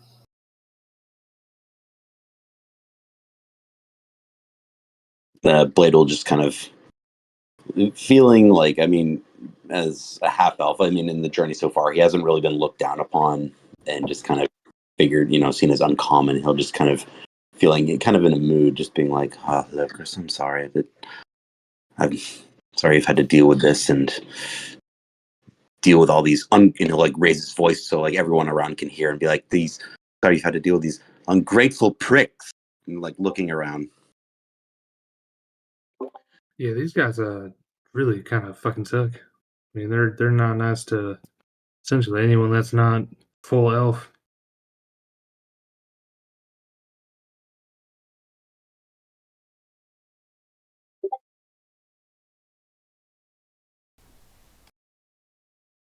And so, as the hustle of the and bustle of the city kind of surrounds you guys, Logus, Renwick, have you had enough time to peek over this list? Does so those the bows that you were talking about, are they just +2 bows, or do I get the sense that they're do something a little extra? Currently, the bows available are +2 to hit and damage, but that looks to be the extent of their arcane abilities.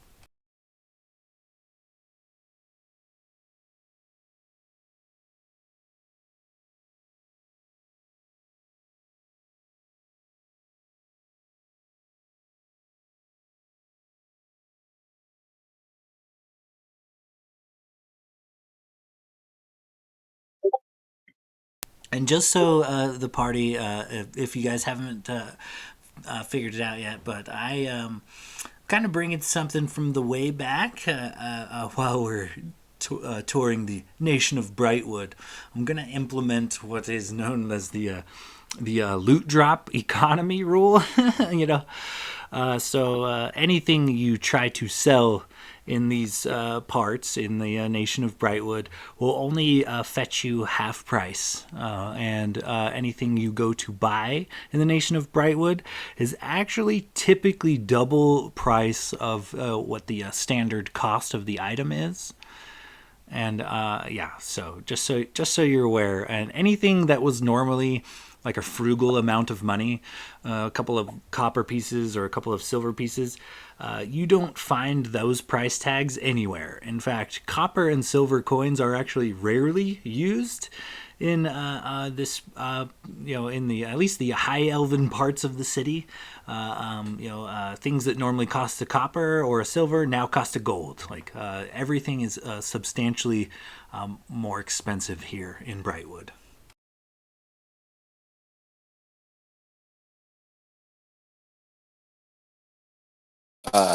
I think I am gonna pick up a portable hole. Done and done for the 900 platinum coins. He picks up the magical item and transfers the ownership to you. Happy doing business with you. Glad Melidonis could help you relieve some of that coin from the swollen coin sack there, little man. Ooh, wealthy. I like it. Wealthy halflings. We don't see much of your kind. It's impressive. Yeah, well, you'll be seeing a lot of me and my friends here, and we do have a tendency to spend quite a bit of coin. Uh, as a personal courtesy to a new member, anything you could tell us about the area we might want to be aware of? I mean, only as a courtesy to your friend here. He kind of gestures to a Logos. He says, there's some decrees lately. Things not doing so great in the government. There's a few things going on, but for the most part, you're gonna want to be aware of the curfew. It's actually illegal for elves to wander the streets at nights. There's been some shady dealings and some kidnappings, unfortunately, and seems to be targeting mostly elves. And as this is a primarily elven nation, it's got people riled up. Lots of fingers been pointing at a couple of tiefling communities in the area, but there's no solid evidence. But I steer clear of the tieflings and make sure you find somewhere to stay indoors during sundown. He kind of looks to you, Logos. It's like this decree only goes to the elves of Brightwood, of course, but mortals are free to roam the streets as they see fit. We can't really write any doctrine for them, but yes, it is currently illegal for elves to travel at night, so be aware. Stay out of the dungeons, if you would.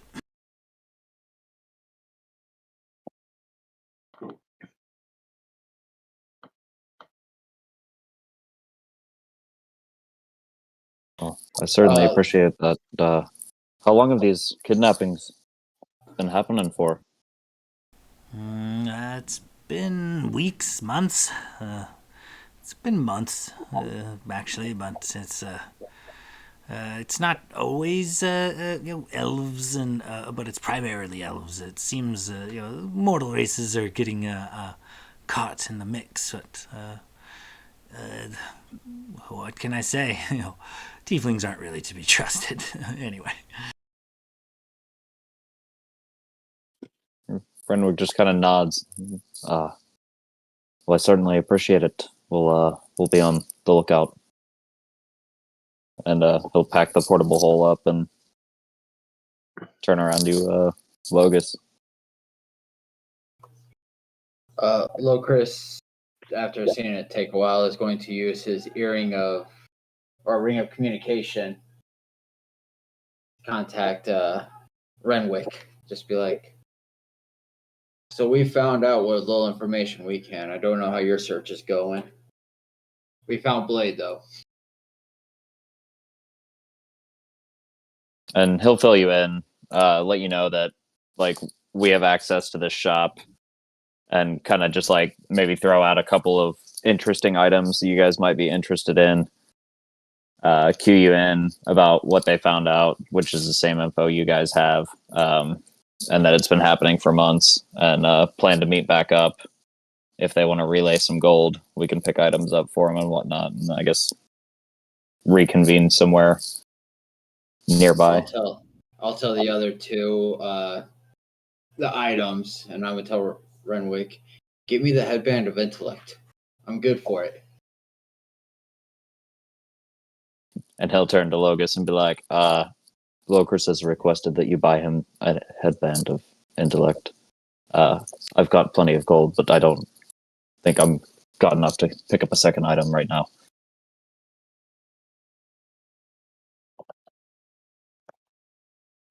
Logus is gonna buy the +2 wood elf bow and get that headband of intellect for Locris. Okay, 900 platinum each, and the elven bow. You recognize this bow like right off the bat, really, like something kind of kinship to it, and it strikes you as this is made from a rare tree from your nation, the nation of Nightwood. The bow flexes just right in your hand, but this was definitely crafted by your people in your nation. This is gorgeous work. All right. I think we're good here, Renwick. I think that'll conclude our business. Thank you, sir. Thank you for warning me about the curfew. Did you say what time it was at? Just sundown? We shouldn't be out? Yes, it seems that most of the violence and kidnappings seem to be happening at night. So, with the curfew in place, I'd find a place to hunker down. Guards patrol the streets more at night, and they could be nicer to some of the mortal races. He kind of looks at Renwick for a moment, but caution and looking out for the high elves and their way of life seems to be the priority. So Needless to say, everything gets sorted out in the end through the courts. But a handful of innocent people may be occasionally thrown under the bus for a time. I appreciate you. Just when it gets dark, I'll probably have the less desirables go out and get it if I need it, and he'll kind of like nod towards Renwick, and just do like a smug laugh, and and then thank you, good sir, and do a like an elvish handshake to the other guy. He's like a super pompous, almost curtsies as he shakes your hand, and he smiles and returns your chuckle, being sure not to make eye contact with Renwick. And as they're walking out, sorry, Renwick, I think for information purposes, it's probably best I fit in here.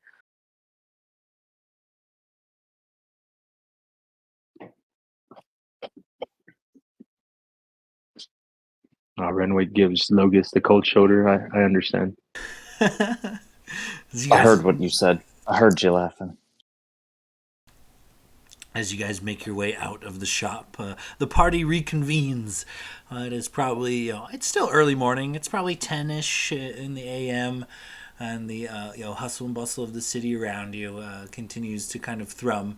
Deliveries carry on throughout the city. It looks like a lot of cargo ships come and go, and plenty of merchants. And you notice, like in this neck of the woods, you're pretty much surrounded by nobility. You don't see the working class after only in the early hours of the morning.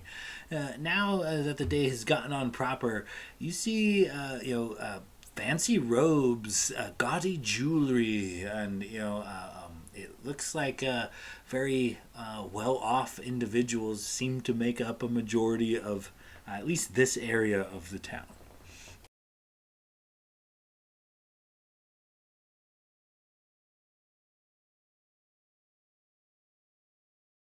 Maybe when we get a moment, maybe into an alleyway or something where away from prying eyes, I would give Locris his the headband of intellect that he asked for.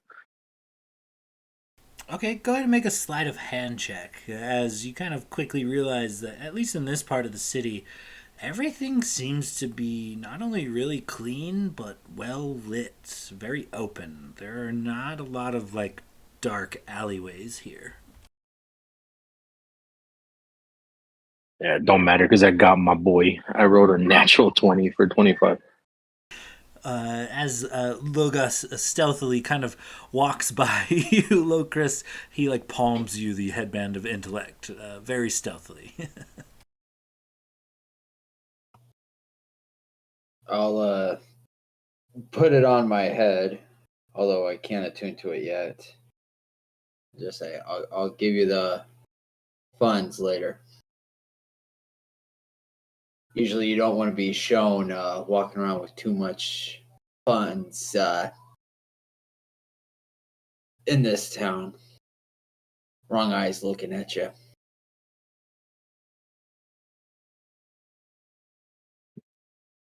So there seems to be some kind of kidnappings happening at nighttime, but it seems that if I'm caught being out after dark, we all could get into some trouble.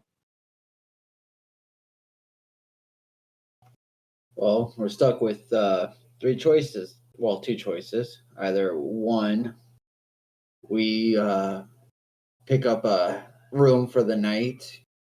Us three, or at least Gladiator and I, would have to be in the slums. You guys can pick between hanging out with us or going there, or we get this show on the road and start heading south.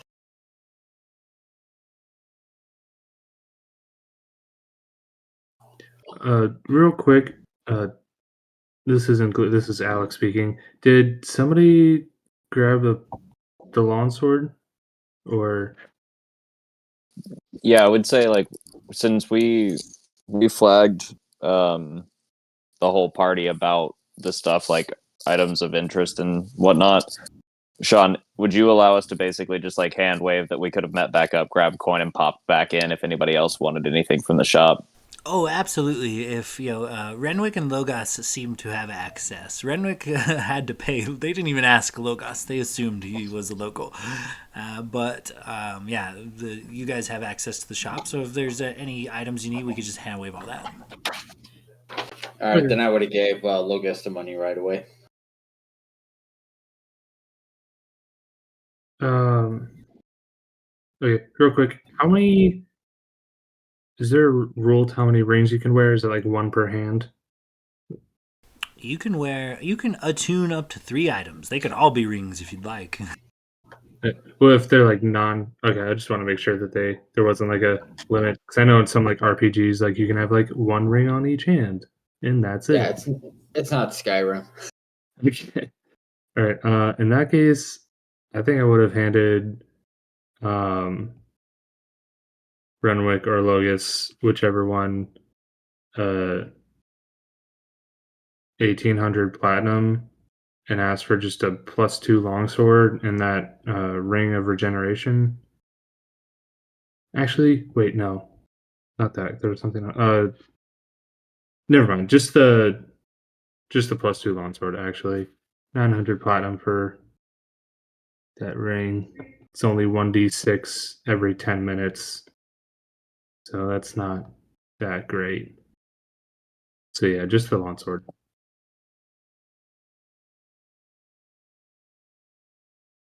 Okay, yeah, for sure. And Maladonis is like super impressed that you guys like leave and then come back and drop another like 900 platinum. And he's like, you two might be the wealthiest customers I've had here in 100 years. You are welcome to Maladonis's warehouse anytime, for sure. And out of game, Will, you had mentioned pipes of haunting. Did you want those or anything else while we're figuring this out? I was originally thinking Pipes of Haunting, but I might pass on that. The Deck of Illusions kind of caught my eye, but I think I'm just going to kind of hold off. I'm feeling salty. I respect that.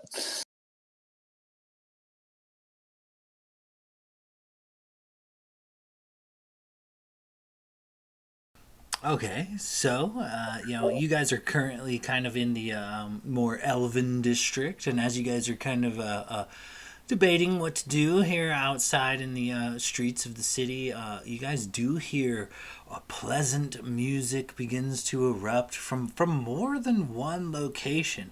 It seems all of these elven buildings seem to be emitting like a beautiful melody. It sounds like a flute, and then it switches to a harp seamlessly and in the same note, and it just kind of flows about the entire district, and it seems to visibly get like everyone around you. It uplifts their spirits. Suddenly people are smiling and having loud conversations full of laughter, and the hustle and bustle of the city kind of moves on around you guys, and you guys are you don't seem to stick out so much anymore. Everybody seems kind of happy and going about their day. So, what does the party decide to do from here?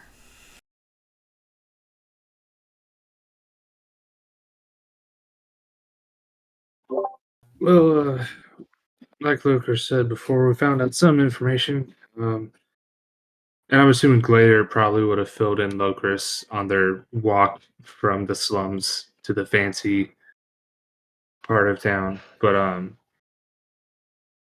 there's this drunk dragonborn. Not sure how much validity there is to this claim, but I mean, he seemed pretty forthright.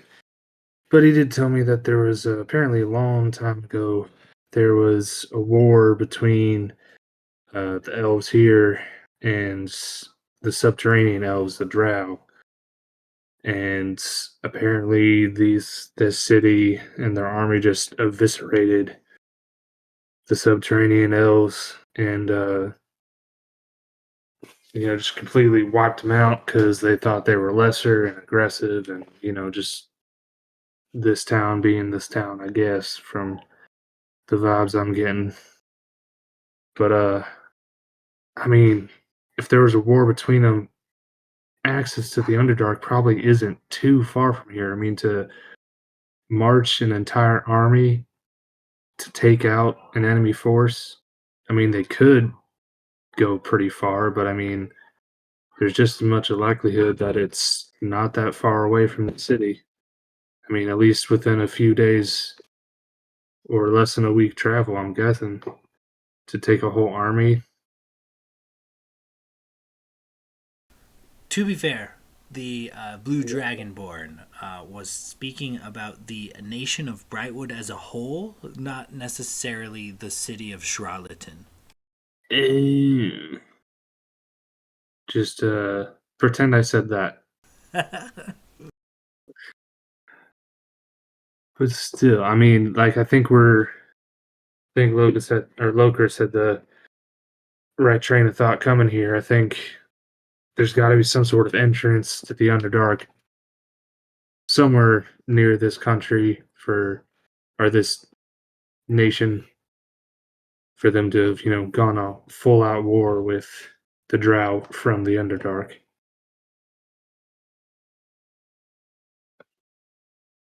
So it's a lead. It's not much information on an exact location, but I feel like it kind of confirms we're on the right track.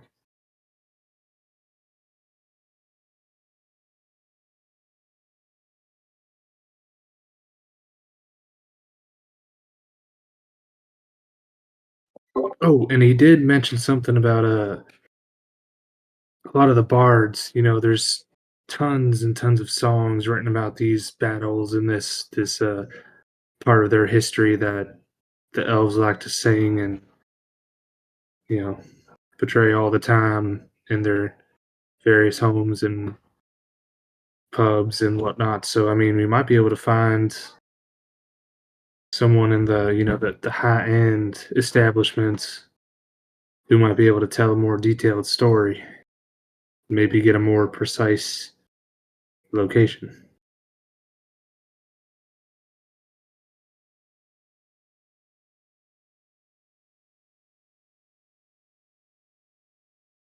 So, what do you guys want to do? Stay the night, or do you want to start making our way elsewhere?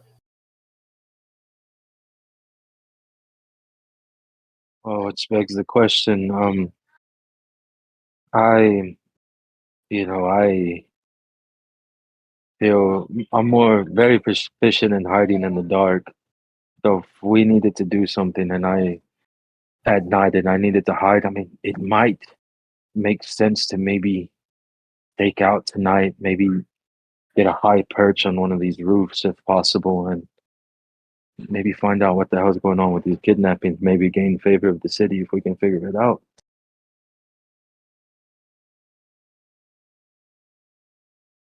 Well, the kidnappings are going across all of Brightwood. It's not going to be just this town. It's going to be any town we walk into.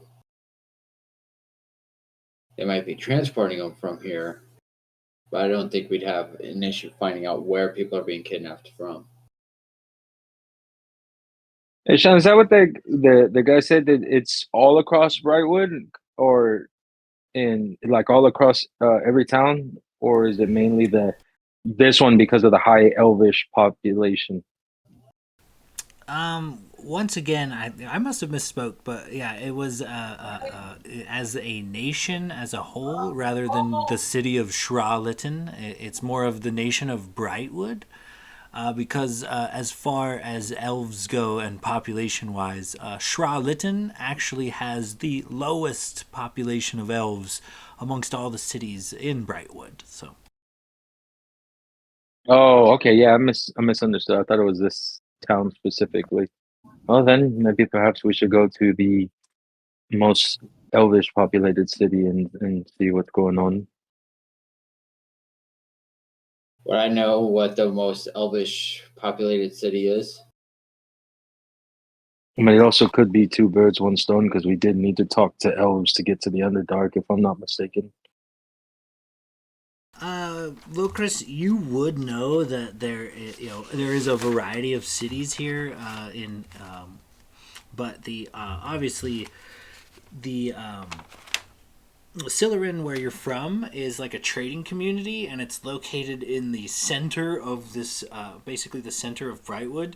So it is a fairly large city, but the Brightwood Royal Palace is also a city in and of itself, and that is densely populated with the bougiest of the bougie of the elves, and it's basically where the royal family lives and rules from.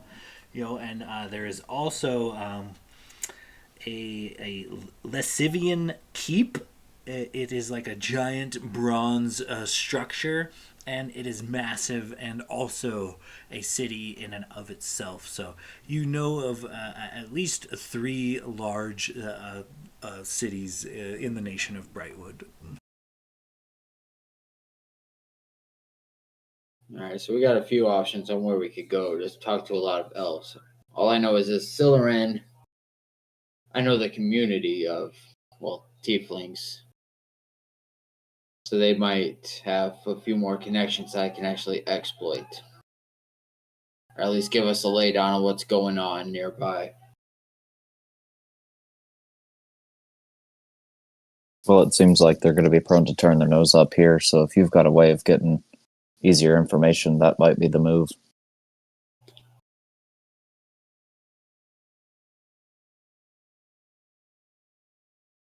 So are we going to stay the night, or are we going to start moving? No point in staying here where half the party's not welcome.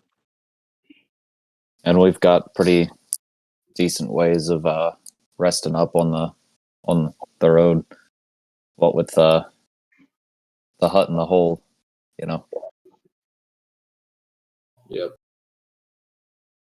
I say we get on the move.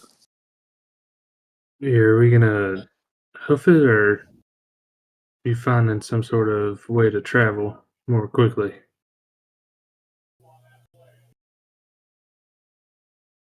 I'd say find a horse, or maybe I'll get talk Blade into letting me borrow his Gigabraltar. I'm sure he'd be more than willing, and you can kind of give him a gentle pat.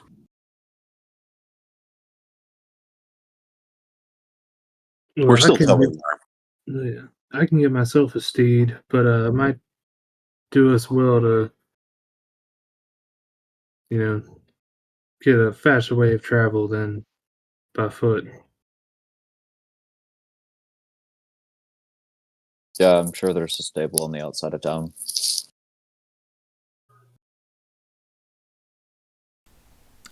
As you guys are kind of like making plans, a couple of things happen at once. A nearby bakery sets some like fresh pies on the windowsill, and this it's got such a aroma that it captures like not only your guys' attention but several other passerby.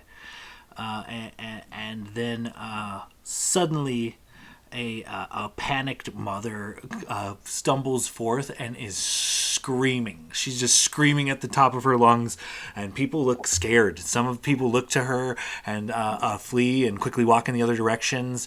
And she's just throwing a fit in the middle of this street. She's screaming. She's pointing around the corner of one of these buildings you can't see, and it's causing a ruckus. The guards nearby, you can see in the vast distance, have clocked this and are beginning to make their way towards her. What do you guys do in this moment?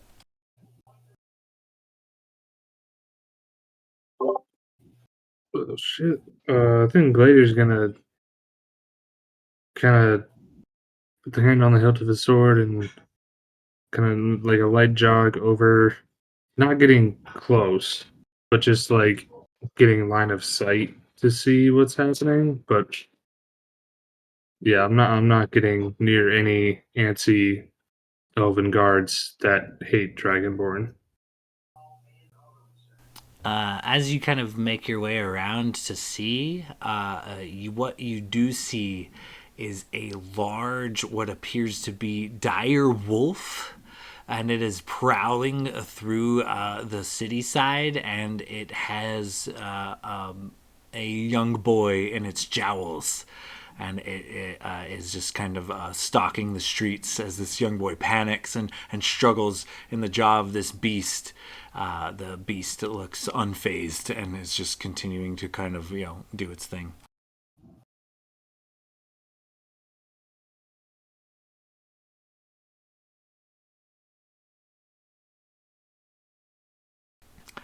Just then, as the party kind of looks at this, several explosions of black smoke in all directions, and screaming. Chaos erupts. A loud explosion or two. The entire crowd and people in the surrounding city scatter, and legions of these fully armored head-to-toe elves spring into action. They're marching in formation down the streets. Some of them are leaping out of these second-story buildings to land on their feet. Something takes place, and the party finds themselves in the middle of combat. Not actually directly engaged themselves, but all kind of around you guys in all directions. There seems to be a smattering of animals. Dire wolves, dire rats, tigers, lions, bears, and they all look to be like some sort of cave variants. Some of them appear to even be working with like sonar or echolocation rather than sight. And they begin terrorizing the city. They are running through the streets and getting met by these waves and waves of these elven soldiers. And right before your very eyes, just you guys see chaos in all directions. There's screaming. There's blood-soaked swords. You see an elf or two taken down by a couple of these large beasts, only to then have these large beasts descended upon from elves in every direction. It is quite an impressive sight and display, seeing all of these elves coordinate and work in unison. And as this is kind of going on, how does the party react to suddenly being thrust in a war zone? Locris is going to look at the others. Okay, that's our sign to exit. I completely agree. I don't want any part of whatever the fuck's going on here. Renwick will finish his drink and just be like, "We gotta grab the lizard. Let's get the fuck out of here." Vader has like his blunderbuss like halfway pulled off his back, just like, oh, we're leaving. I can't use Which it. team do you want to fight for? The team that wants nothing to do with you, or the team you don't know? No, this is one of those let's get the hell out of here and let them do their own thing situations. Yeah, this is not our battle. Not yet. But just saying, as Knights of the Realm, we would probably be on the side of the elves. We're not in this realm. Logus already had his bow out and was ready to pop a shot off at one of the dire creatures. Yeah, go ahead and make an attack roll. Oh, if they're telling us we're not fighting, Logus, he loves a good fight, though. He probably would have unknocked his arrow and kind of like, oh, goddamn, he wanted to shoot that arrow and then follow whatever the group's doing. I would imagine Blade would have maybe set, like, as they were leaving, maybe send Archie off into the air, maybe scout out a route that would be seem less dense of combat. Okay, yeah. Using Archie to kind of guide your way, the party quickly and hastily makes for the outskirts, and the fighting is as quick as it began. It is over, but as you guys are leaving the city, you see confused elves with a smattering of blood, mostly intact. A few had fallen and are being tended to, but this smattering of slain enemies just kind of litters the once clean streets and homes. You hear like the crying out of people and maidens and people who had briefly lost someone, but for the most part, you guys hastily make a retreat in all of the chaos to the surrounding hillside. And as you guys kind of make your way out of Charlotten south, you notice that it's a very kind of like almost like rolling hills type of an area that you guys are now traversing through. It's rolling hills, and it's a very rocky terrain. And not only that, but there is springs in every direction. It seems that you are constantly encountering not only crystal clear, super cold, natural freshwater springs, but also you see like wafts of steam coming off the occasional spring as well, like some sort of hot springs. And all of these springs, they kind of both cold and hot.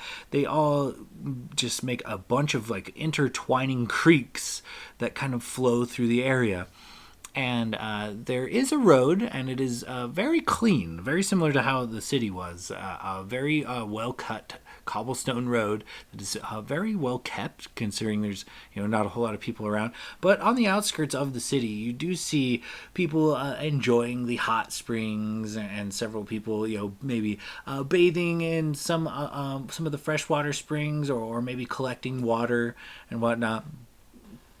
And as you guys kind of make your way through this sort of landscape, you do notice that in a very bougie kind of fashion, several of these creeks are easily stepped over. Maybe a step, maybe two, and it's behind you. But rather than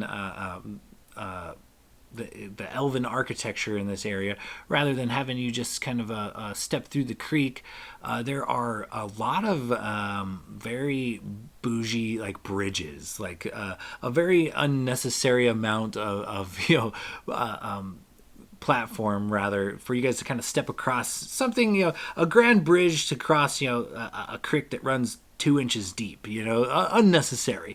But in their, this weird kind of elvish architecture, it seems that they're like white marble bridges just kind of cross, and they're pretty natural on the path. It seems like every other 100 yards you're crossing a new bridge to cross a creek that's 2 inches deep and 3 inches wide. You could have easily stepped across it, but the elves are too good for that. They're very bougie. And so as you guys kind of make your way through this kind of landscape, well, we'll call it probably noonish at this point. Go ahead and give me like a marching order. How do you guys travel on the road? Real quick, as we were exiting, did we happen to see a stable as we were rushing around in the confusion?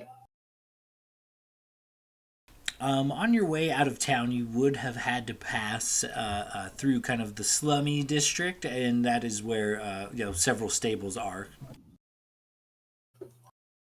Did we see a stable that looked like it had horses but got abandoned?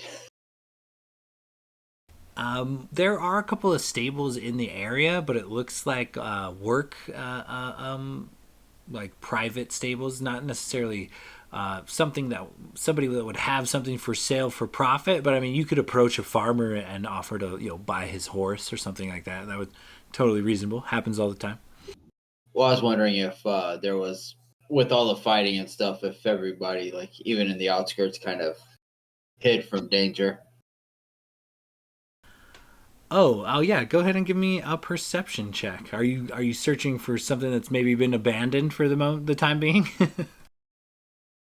Yeah, somebody not watching their horses. Okay, yeah. You said perception? Yeah. Dirty 20. Easily done. There is a mare and a donkey located in one of these like the hovels. It's not a very well built like barn. It would be all too easy. Nothing but a latch that could be undone with a single swipe of a finger. And you'd be walking out with a new horse and or donkey. I'll grab Renwick and say, "Come with me," and then I'll lead him over. And I'll say, "Get the donkey," and I'll jump on the mare. Oh, here we go. Will do.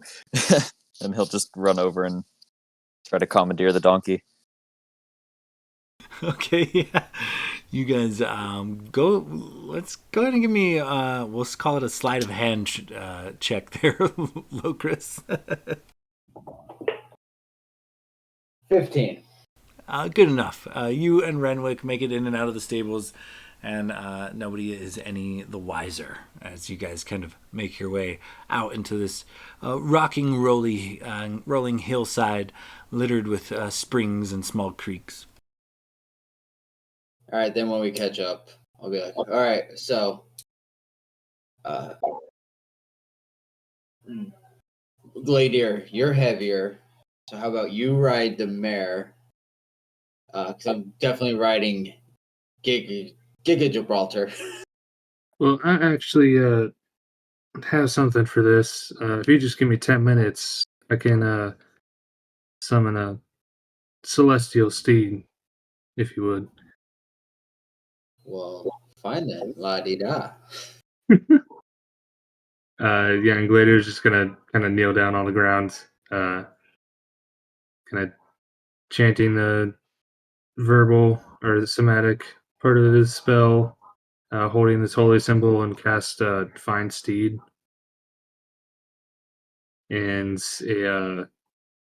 let's see, it's kind of like a golden, sparkly. Let's go with an elk. I'm picturing like the. Have you guys seen The Hobbit? When the where is it? Yeah, when the one elf guy comes in with the giant fucking elk. I Something figured like you're that. going for a Patronus look. Oh no! Oh, here it is. Yes, exactly. Sean, you nailed it. Yeah, I'm a nerd. Basically that. And he just kind of trots up. Um, yeah, this guy I could probably I don't know, like Renwick, one of the smaller guys, can probably ride with me. Sure, he can handle that, no problem. Well, if the metal horse is able to be ridden, or the metal donkey, then that's enough for all of us.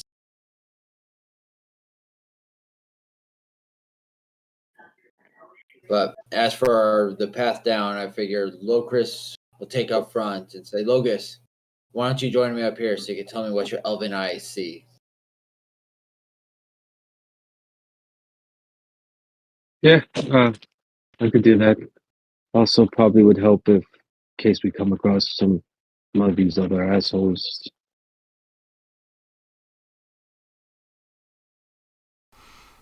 Okay, as you guys are kind of getting set up, so Rummy, give me a real quick rundown of the marching order.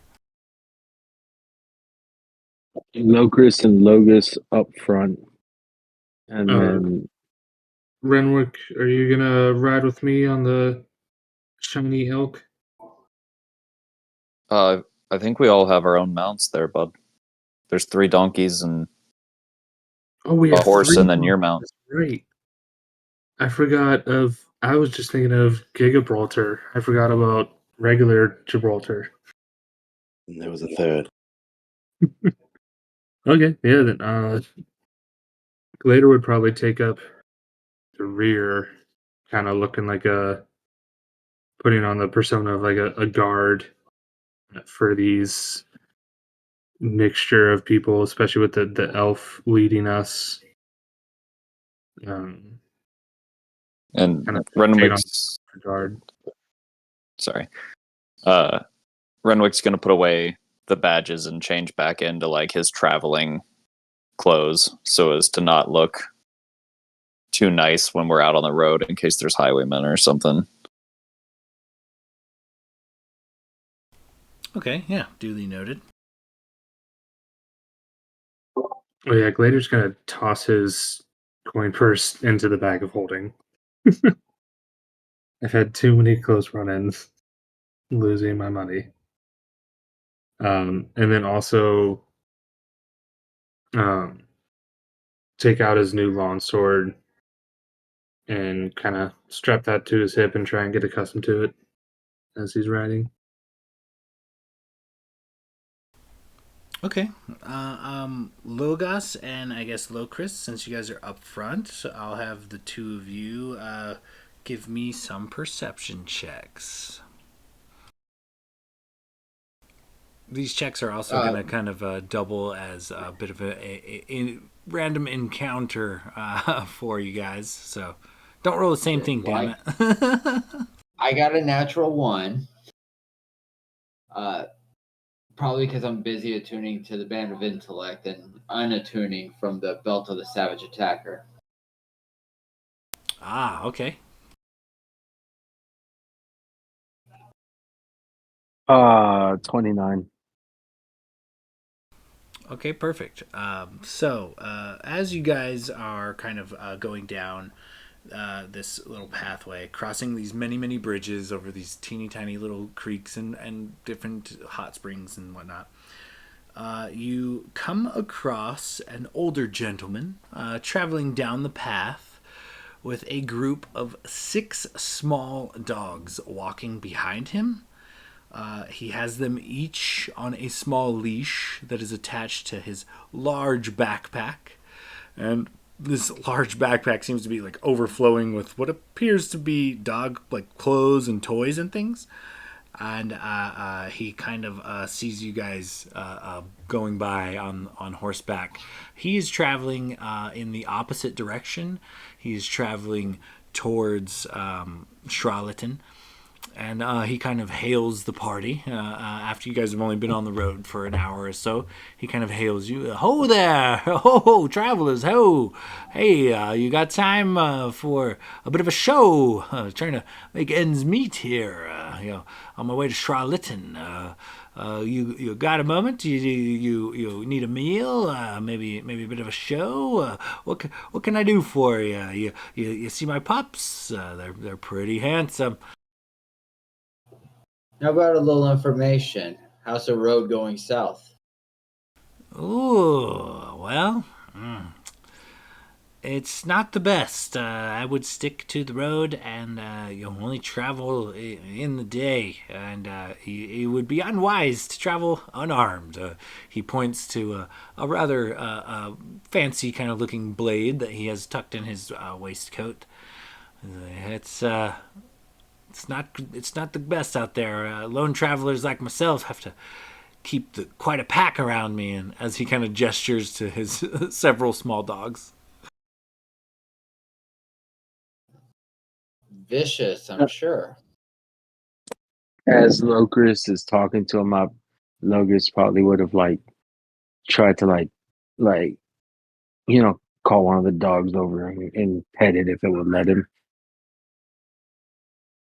Not only is it excited for a bit of affection, the other dogs see this and get jealous and begin doing tricks in an attempt to get you to pet them as well. One begs, the other rolls over, and a third straight does a backflip. Holy, Locris is in heaven. He would dismount and just like sit on the floor and play with these dogs. Well, I might have one taker. I'll show you what I know for all my dog tending secrets. For I don't know, a couple gold pieces, maybe a bottle of wine. Locris, I did just come across a dog. I do have troubles with some of these tricks, and he'll whistle and his metal dog over. The guy's eyes widen and he looks confused, but the automaton dog and the other dogs react accordingly. They kind of sniff each other's butts and then just begin to play like normal dogs. I'll toss him over like 5 gold and just like I guess spend a couple minutes or whatever as he like talks me through it with the dog. All the while, like not keep like I remembered that Locris and Gladier both talked about how your coins will go missing here, so I do have like my hand like on my hip, but it's covering my purse as I'm talking to this guy. Okay, as you kind of converse with this guy and his pups, he provides like a piece of parchment. It's only roughly finger sized, but it is like a small list of like do's and don'ts with his dogs, like when to feed them, proper ways to show like reinforce both negative and positive emotions. It's just like some dog whisperer shit. And he's happy to share his a small list. Only 5 or 6 things, but it's the do's and don'ts of dogdom. And he's happy to kind of show you how he gets some dogs to roll over, some dogs to play dead, to shake, to backflip outright. He gives his tips and pointers to you. Glitter's gonna kind of just circle around the party and this man, just kind of like giving a wide berth, like maybe like 15, 20 feet, and just kind of keeping an eye out, like kind of just essentially patrolling around and just making sure this isn't some sort of highwayman trap with cute puppies. Give me a perception check as you kind of scan the horizon. Yeah, I don't think Renwick would have moved up on this one. I think he would have kind of just hung back and kept an eye on the sides of the road, just knowing that this is such a dangerous area. It's only a 12 perception. It's the effort it's the thought that counts, right? As you kind of look about, you can see kind of off in the distance in both directions, like heading towards Charlotten and also like away from Charlotten. I mean, it's still like midday, but you can see like off in the distance there are, the road is used, it is traveled. There are people coming and going to and from the city. So Yeah, he's just gonna kind of. So, if anything, just for like a, if he doesn't see anything outright, just if anything, just for like a intimidation factor, or at least so everyone knows that we're not just caught unawares. Just kind of keep, just slowly, like kind of like a very slow walk, just in a radius or around the party. okay, yeah, for sure. So Logus probably would have, tried to use his pointers as he's telling them to try to get his automaton dog to do a flip. Go ahead and give me an animal handling check with advantage.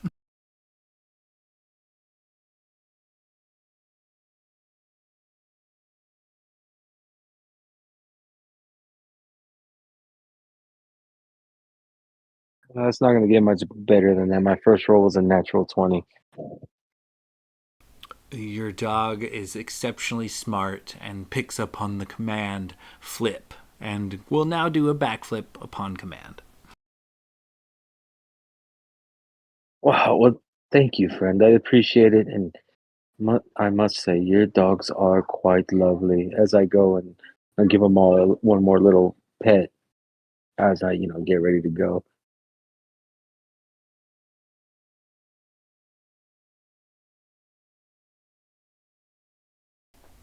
The man kind of nods and says, "Well, I'm glad I could, share some thoughts and things. So, don't forget to tip your dog tender, and I might be making my way back to Charlotten. Pleasure doing business, I suppose." He kind of looks to you, hand out expectingly. Yeah, I did give you 5 gold, but that was pretty amazing. So here, a little tip. I'll give him 2 more, and also to double check that my coin purse is still there. Ah, what a gentleman you are. Ever the gracious elf, if I have ever met one myself. I must say, quite a refreshment. Can't say that I run into a lot of wood elves around these parts, but boy, you're a lot nicer than most of them high elves. Oh, they wouldn't have gave me the time of day. Oh, trust me, even the high elves look down on us wood elves. It's always nice to talk to a traveler trying to make his way. We've all been there. You have a good day, and be careful heading down to the city.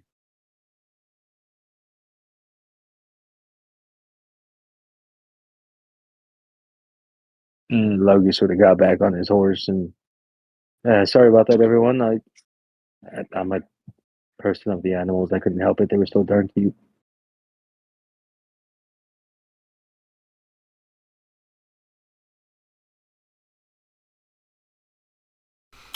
Okay, yeah. As you guys kind of load up and part ways with this person on the road, you guys do make your way, continue down the road.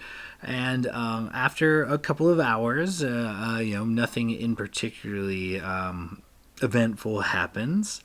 But you do eventually come across what appears to be a blind man stumbling along the road with a stick.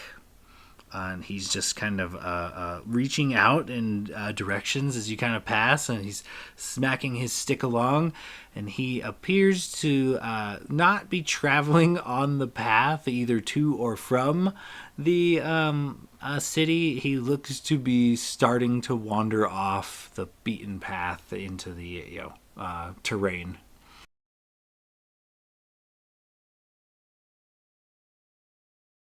Hey, you're going the wrong way. He perks up at the sound of your horses. Who's it? Okay, thank you. He's kind of continues to feel his way around, looking very lost, and doesn't quite look like he's going to make his way back to the road. It's odd that a blind man's out wandering these roads when they're as dangerous as they are. Yeah, I could see how you'd think that, as he kind of stops and orients himself to kind of be facing you as you talk to him. Well, at one point, I was the best damn bandit in this area. I just, losing my sight didn't necessarily make me want to quit being a bandit. It just kind of, forced me to. The elves are kind of cruel in their punishments to mortals, so cursed, can't see shit, stumble around here. And by the way, this is for sure a robbery.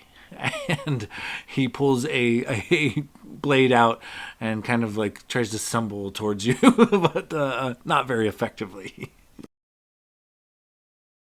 Well, friend, you got two choices. You can continue on towards town and live to rob somebody else. Or I can cure your blindness by letting you see the afterlife. He stops and thinks about it.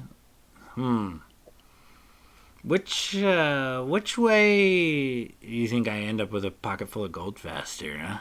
He kind of. Well, if you keep heading north, there was just a raid, so a lot of people just got killed. I'm pretty sure there's bodies to be picked over. North. All right, I might take you up on that. Yeah, you a fellow bandit. You need an extra hand in your crew. I'm pretty good at bandity things.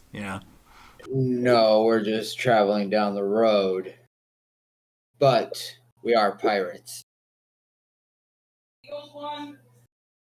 Indeed. Well, thank you. I shall head north. He turns to what is clearly east and begins marching confidently. Should Would, we would it be stop him or just let him go? Just would let it him be go. wrong Unless you're to gonna walk the whole way. would it be wrong to pickpocket a blind man? Yes. I mean, he did just try to rob us, so I don't really think morality is necessarily a problem here. yeah, I'm pretty but sure, though, only thing you'll find in his pockets are a rusty sword and maybe a pebble that he thought was a pearl or a gem.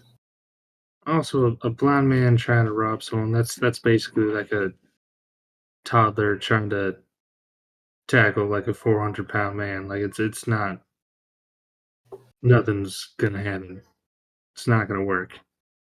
No offense, Gladiator, but you're basically blind. We still keep you around. I'm not blind. I just don't pay attention. There's a difference. Oh yeah, then why do I have this? And I have no, just kidding. He can see what's going on. He just doesn't care. Exactly. How amazed would you be if I snatched your coin purse from inside your coin purse without you knowing? I mean, you could reach for it, but it's not there right now. Oh I said god. like 5 minutes Oh, ago, I put it in the bag of holding, so you could oh, that's right. Just grab. grab a coin purse, but not the one with money in it. Never mind. I'm not playing this game.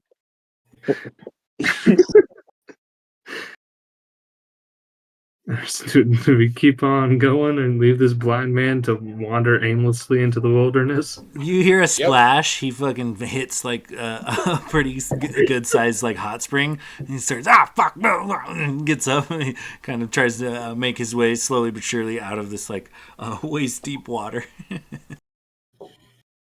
Keep traveling until it gets dark, and then we'll camp for the night. Sounds good to me. I thought you were I like talking to that the plan. blind man. I was like, it's always dark for him. That's fucked up. Jesus. Oh my god. So yeah, you guys managed to travel. A full day's travel here. We'll get you. You cross a few creeks and things, but nothing of note. So while you guys are traveling, what kind of campsite are you guys looking for? Like, obviously there is the road, and there's this like rolling rocky hills situation. So, are you guys looking for something maybe to camp roadside? Are you guys looking to maybe venture off the road and kind of hide your camp a little bit, keep it from prying eyes, or some other type of situation? Tell me kind of what you're looking for and how you set up camp.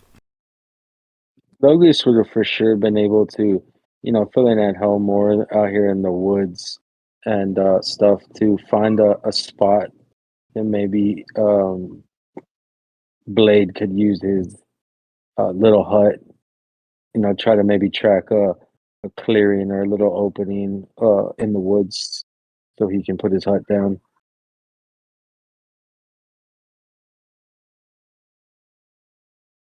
If I'm not mistaken, isn't the hut invisible to the like outside? Well, he I can don't. match the color to his surroundings. Yeah. Yeah, I don't think it's invisible. Yeah, you can like adjust like how opaque it is and like the coloring. So you can it's like camouflage. Yeah, yeah.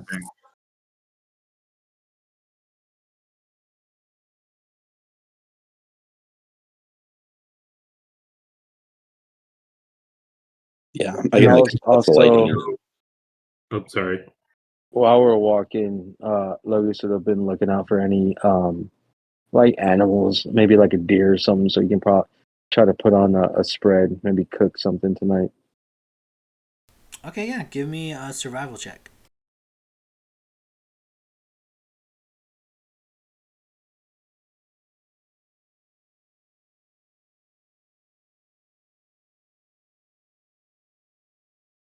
That's only a 10.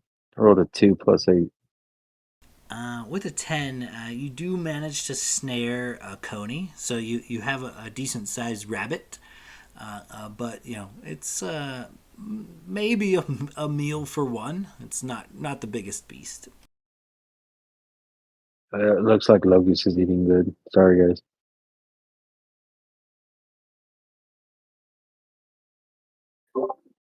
Glader would like to try to go hunting. Okay, yeah. Go ahead and give me a survival check. He's gonna pull out his blunderbuss. Because Okay, yeah. why the fuck not? Survival check. Well, that's actually not. What's my survival? I've literally never rolled a survival check. 15 on the die for a 16. You wander off, and the party hears a loud boom off in the distance, and Gladier comes back with most of a large catfish. It looks like a large portion of the head is missing, but about a 10-pounder or so. Guys, I got one. I love this thing. I think you left half of it behind.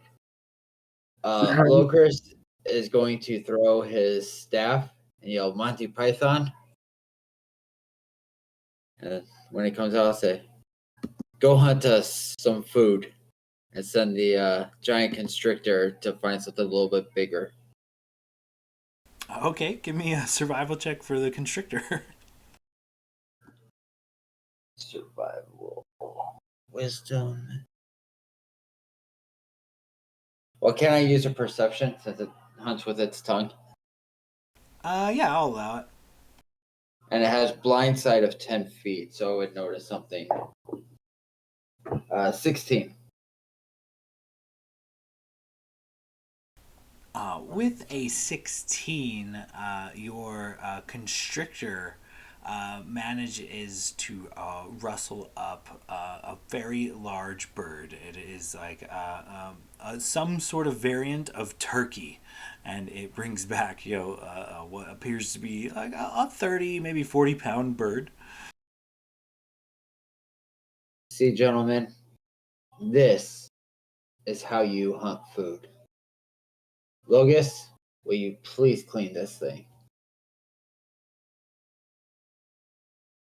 Oh, with pleasure. Logus will pull out his daggers and knives that he uses to cut and quarter and clean out these animals and start working on all the damn animals they brought back. Okay, yeah. As Logos goes to cut these things up, and you guys are making up camp proper, would you say you would want to? Where would you guys want to set up camp? Like roadside, off into the wilderness a bit, kind of hidden from the road, some other type of situation. Where do you think you would set up camp? 30 Probably, feet from the road.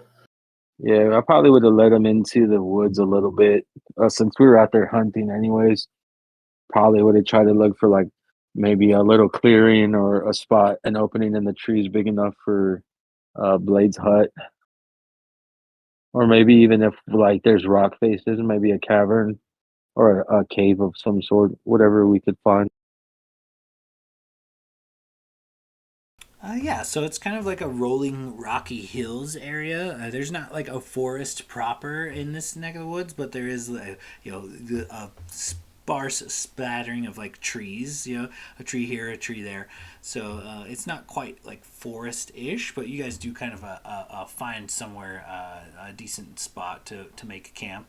A few stones litter this countryside, and a few trees kind of surround a nice little meadow as you guys kind of post up and set up camp. So, Logos, as you go to about butchering these animals and maybe setting them up on the fire to cook, does anybody have anything they would like to do before they take a long rest?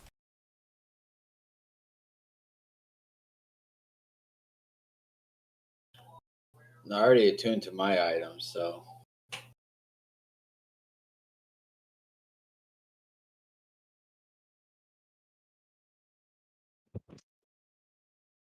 I guess maybe before we take the long rest, Blade might look around for just like a spot that might be maybe like under some brush or like near a tree to maybe like when we tie up our mounts to kind of keep them hidden uh, from obvious view.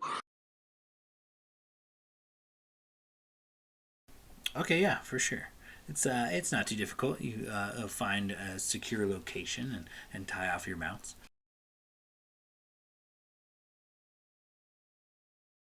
Logan's really kind of I've been working on these animals. Throwing some of the meat to Tony, and then maybe like a bone. Throw it to his dog that he hasn't named yet. just saw the dog for now, and throw him like a bone or something.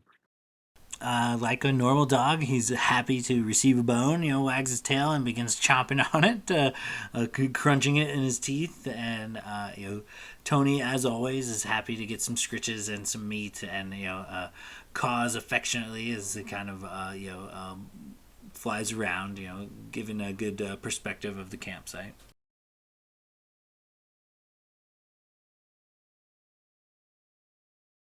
Um, while we're in the hut, Logus wants to try. He's gonna call Tony over, and he's gonna cast Speak with Animals. And he's gonna tell her, "I'm going to share a mind with you for a second. I'm gonna see through your eyes, fly up, and give a good birth of our camp, and see. Maybe we can see what we can see. See if anything strange is around us." Okay, and then he'll like give her some scritches. She screeches and takes off. Go ahead and give And me a perception check if you're Worgen. Do you have a spell or something for that? yeah, it's called Descents, I think. Let me pull it up real quick.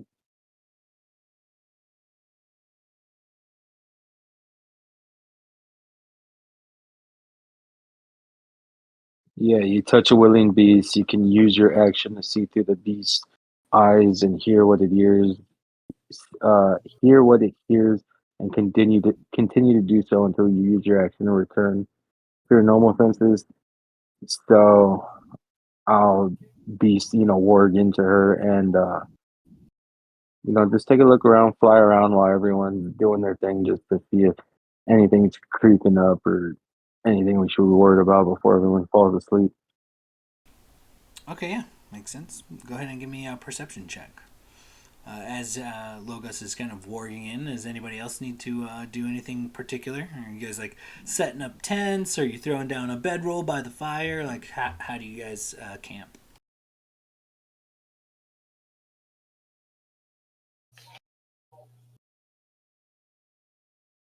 Yeah, I think Glader's definitely just tossing a bedroll down by the I thought fire and Blade was going stretching to out. put up the hut. Oh yeah, we're in the tiny hut, I think, right? Yeah. Yeah, if we're crashing in the hut, I think I would have just hung out by the fire until everybody was ready to go in, and then make sure we snub out the fire, kind of clean up the site a little bit, make it look like we weren't there. Okay, for sure. What was your perception check there, Logos? I rolled a 31 perception. A 31? Yeah, it's my perception is crazy now.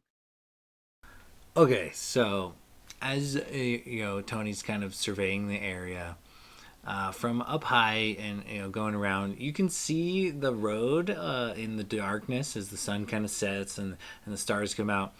You can see the road in the darkness, and there are probably miles away in either direction, but it looks to be like a large campfire of sorts. Somebody else camping out on the road, likely. Both heading towards Charlotten and away from it. But with that high of a score, you do see what appears to be a lone figure making their way towards your camp. Not far down the road, and not very fast, but at a casual pace. But they are for sure headed in your direction. I'm gonna have Tony follow him like from tree to tree, just be more like acting like a hawk, but just have her like move from a tree to tree every once in a while, and just track him as he's getting close. And I'll tell the party, Tony sees something because I can still talk. I just while I'm in this state, I can't see as Logus or hear, but I can talk. So um, Tony sees something. a lone figure heading this way, having her track him now, but he is most definitely heading in our direction. So I won't be able to hear what they say after that, but I can still relay that message. And I'll just keep watching him through Tony's eyes as he's just to see what the hell he's doing. So as you know, with that kind of a perception check, as Tony kind of posts up and watches, it appears to be an older woman. She walks with a cane, and she is looking like behind her and off around, almost as if she can she doesn't know you're watching her, but it like gives her the creeps somehow. She like looks behind her, looks left and right, and continues hurriedly making her way towards where your campfire was before Renwick went to put it out.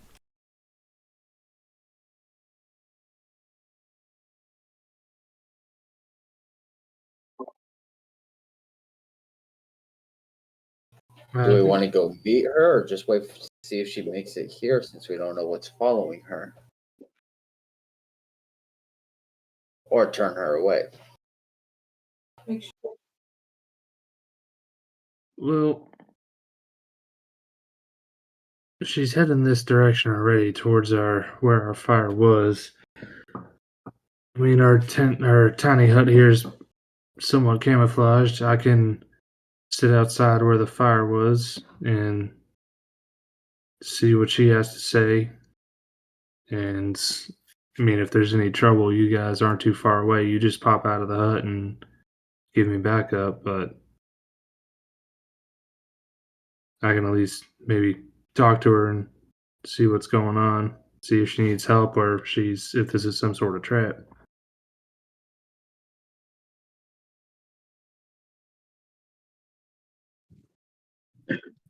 How All far right. away from the camp would she be now that I have Tony still watching her? At her pace, she's not making like the best pace, but she is. You're looking at 15, 20 minutes or so. She's coming fairly quickly, as the sun has just set with maybe half hour or so.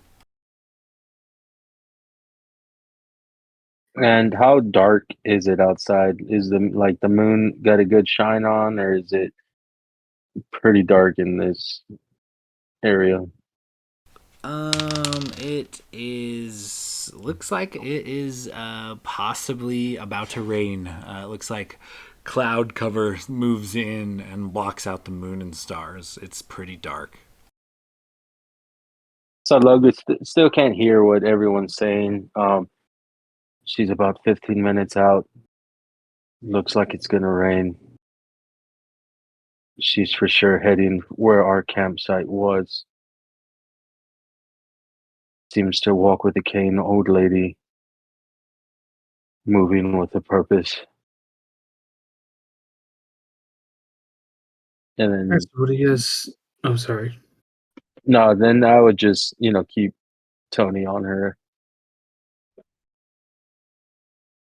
I agree with Glader. We need to prep up. All right. So I can sit out by her. Put out fire. I might maybe light it back up a little bit just to get a little fire going, and because she already knows where we're at. I mean, or that's what appears. So I can just sit out there, see what the deal is, and she seems harmless. Maybe we can help her out if it's some sort of trap. You guys are hidden in the tiny hut, ready to pop out to give me backup. At this point, since Logus knows that she's heading here, she's about 15 minutes out. He probably would have ended his connection with Tony so he can get back and hear and see. Um, what are we doing here? Are we staying put? Because it seems that she knew where we were, but I mean, with the hut, she may not know exactly where we're at. Well, I think we got somewhat of a plan, and then Glader just tells him his idea. Uh, Mhm. the problem with that is that I'm practically invisible out there, I could get the drop on her way before she gets even close to here, and from a distance too. Well, I don't think And we're just trying to kill her before we figure out who she is. I mean, like, you can maybe, like, hide in the shadows too instead of the tiny hut, just extra potential protection, but, I mean, she could also just be a old lady trying to visit her granddaughter in the city and is scared because it's dark.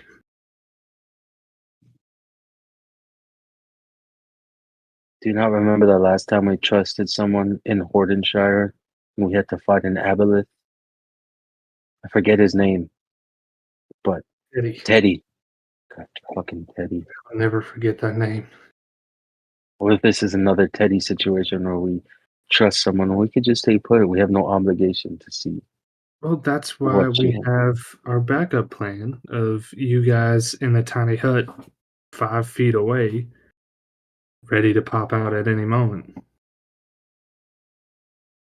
Also, it's Well, if probably you're been going about out there, 10 minutes now, so she's probably getting close. if you go out there, I'll go out there with you. I'll be a little bit of ways in the trees and with my arrow on her. Uh, was Tony, or I guess Logus through Tony's eyes, able to tell, was she an elf? Like an elderly elven lady? No, she looked with a 31. I'll give you the whole spiel.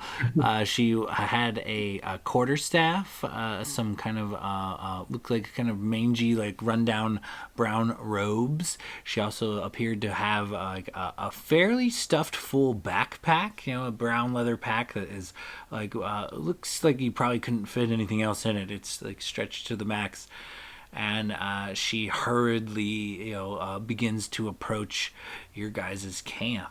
And as she does so, she kind of walks up on the smoldering fire pit, and she looks to you and says, "Excuse me, is this?" I know it's late, but might I inquire as to whose campsite this is? All right, so I think I think we decided the rest of the party was chilling in the hut, waiting. Logus was hiding in the shadows, and Glader was kind of sitting by the smoldering fire. Um, that was the last we talked on. Um, so I think he just looked up at her. He's probably like polishing his new lawn sword as she walked up. Um, well, would be my campsite. It's a little late for well, with all due respect, someone of your age to be walking around in the dark between major cities. Do you mind if I ask what are you traveling? Going to visit someone? What are you out doing out here so late in the wilderness by yourself? Oh well, you're not wrong. I was just trying to get back to Charlotte in a timely manner, but my legs don't carry me as fast as I used to. I was out visiting a memorial to my late husband. Got a bit lost and lost of time rather, and I thought I had more time than I did. I would have maybe set up camp proper or tried to travel with some other folks on the road, but I found myself alone at nightfall, and it's no place for those who are in my sort of condition. I'm not the best at say combat and things, thugs and whatnot. I was curious if you might be willing to share your campsite with. I don't need anything. I don't need any food. I don't even need a roof over my head. I just maybe if I could get close to this fire for a few hours, make sure none of the things lurking around come my way. What do you think? I'm kind of broke, but I might have a little coin in it for you. Insight check. Is she Go ahead, lying give me an about like insight check. her reasoning for being out? Since I'm watching from the woods, do I have to be up close to do an inside check? Can I do a? No, you're pretty astute. We'll say you could position yourself to get a good view and within earshot of the camp. So you could give me an insight check as well. Well, that's good because mine was garbage. That's a 6 insight for Glitter. He thinks she's telling the fucking truth. This is a sweet old grandma. He's gonna give her all of his money. Gladiator, I got a 12. this is a sweet old grandma, and she smells like cookies. What did you get, Logos? Or 12. With a 12, she looks worried, concerned, but possibly from approaching a stranger. I think A stranger Glitter. who may or may not be a giant, scary, fully armored lizard. I think Glitter would just toss a couple more logs on the fire, maybe spark it up with his fire breath a little bit. Go ahead and sit down. You're welcome to share this fire with me and stay the night here. No need to pay me. It's no skin off my back or scales, I guess. Thank you. And she kind of approaches your fire, and on opposite of you, she sets her pack down, and then she sits on it and props up herself up, kind of on her quarterstaff. Kind of looks at you, kind of surveys the camp a little bit, looks at like your hut and things, and then just kind of she pulls her hood up, and a light drizzle, a light rain does kind of begin to fall, and she seems unmoved by it, just kind of sits there silent and near your fire, watching it smolder.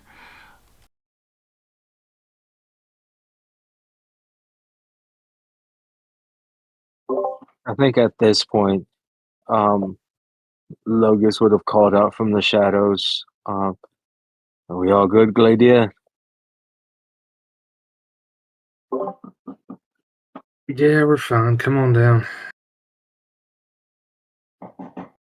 And Logus probably would have tried to been a little intimidating, like drop down from a tree and walk out of the shadows, kind of waiting till he can be seen to put away his bow. Oh, give me an intimidation check.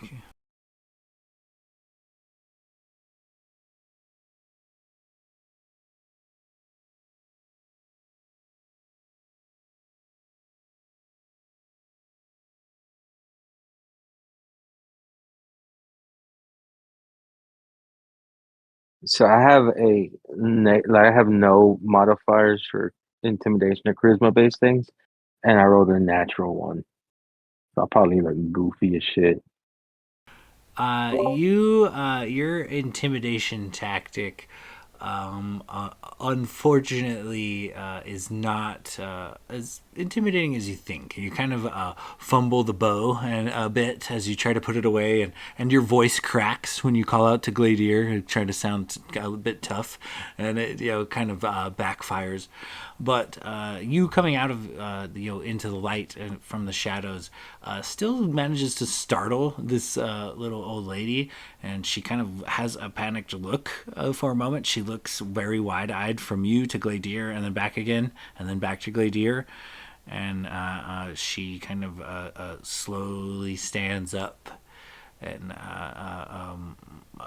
takes kind of a bit of a bow, and she says, I'm sorry. I didn't realize I was intruding. I really meant no harm, and I didn't know that elves traveled with other mortals. I can be along my way if you'd like. And she starts picking up her backpack laboriously as her knees crack and she bends. No. Please. The fault is ours. We are a bit paranoid when it comes to strangers walking up to our camp. I saw that you felt that someone was watching you. That was me. I knew you were coming from a good ways. I'm sure as someone who travels, you can never be too careful. Uh, please don't think me of these other elves. I just was cautious and wanted to protect my friend here. Oh, thank you for your generosity. She kind of sets her pack down and sits down upon it and positions herself just right with the quarterstaff, and it's like a light drizzle of rain. She just pulls her hood up and, stares into the fire, kind of absent-mindedly.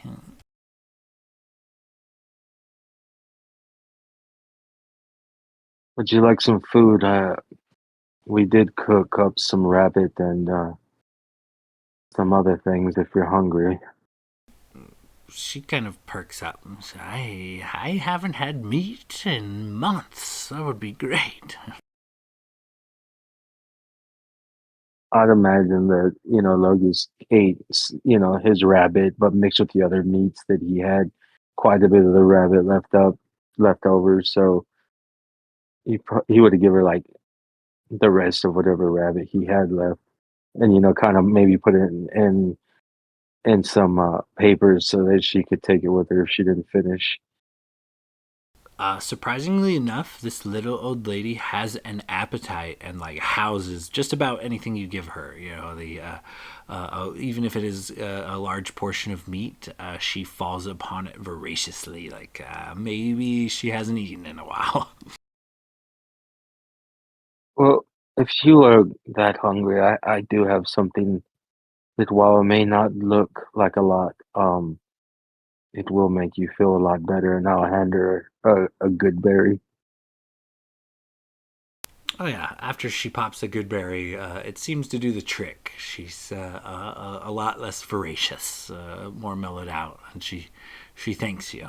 She says, "I don't have a lot, and it's not worth much, but."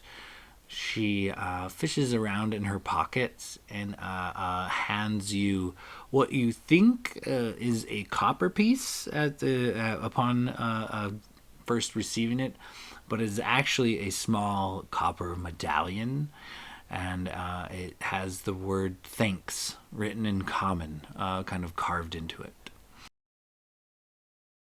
It's really not necessary. Are you are you sure that you can part with this? It might fetch you coin if you needed. Oh no, I can't be taking things for free. I would do an old lady proud to let me pay for some of your hospitality. Thank you. Oh, I greatly appreciate it. And Logus will put the medallion in his like pocket or in his like pack, or I would imagine he put it in his pack. Uh, Go ahead. actually, sorry. I didn't think we caught your name there. My name's Glader. This is my friend Logus.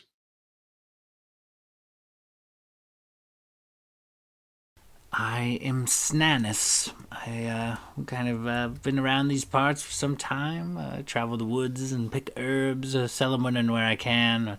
The elves only buy the biggest and finest of the herbs, and they don't grow as near to the city as they used to. But a few decent herbs grow around my husband's memorial site.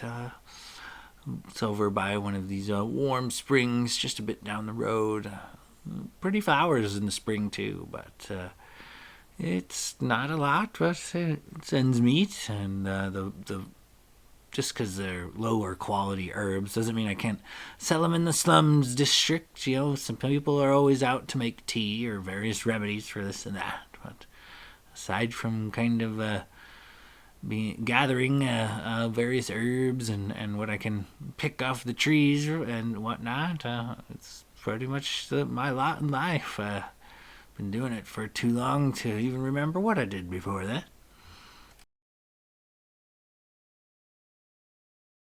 While she's talking, like Logus is listening, but with all the shit that they've been through, he's not still 100% trusting. So I want to like have eyes and ears, like also kind of looking around every once in a while, make sure that this lady's not just trying to scope us out or distract us or something. And also I would have called Tony over and uh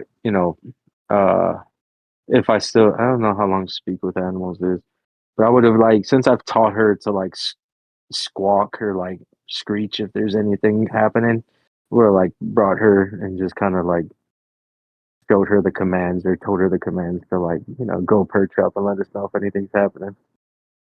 Okay, yeah, for sure.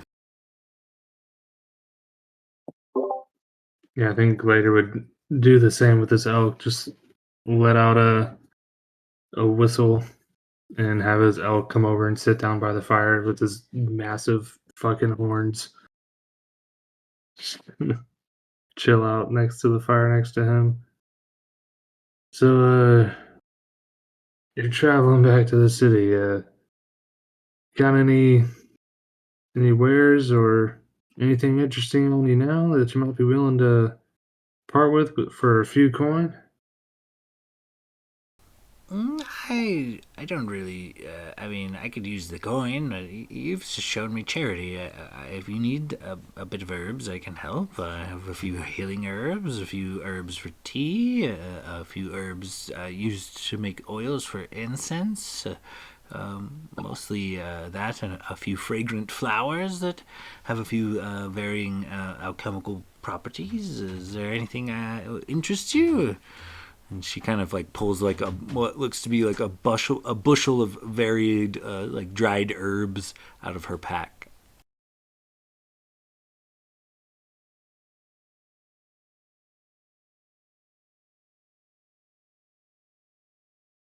Well, what kind of teas do you have there? I might, we're on the road a lot, so a little comfort from home might, you know, make the road a little bit easier. She puts together a small package of teas and she gives you three herbal kind of tea bags. And she says, well, it may not be for tonight, I suppose, but try these when you get the time. They are quite refreshing. And she just gifts you three herbal tea bags. What do you mean they might not be for tonight? What kind of tea is this?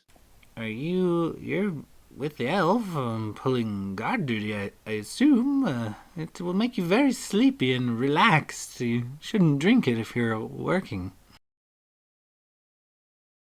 Yes, of course. Yeah, yeah, that would not be good if I fell asleep on duty. Well, I appreciate that. While she's talking to Gladier, can I like I don't know what it would be, but I want to like try to look at her staff that she has propped up. Um, does it look like a simple walking stick, or does this look like a focus for magic? You can give me, we'll call it an arcana or a perception check. Your call.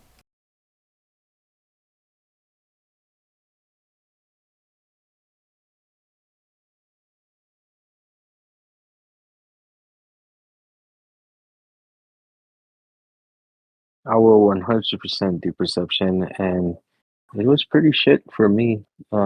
15. With a 15, it looks like a regular old walking stick. It's a quarter staff of, average quality. It's not anything fantastic.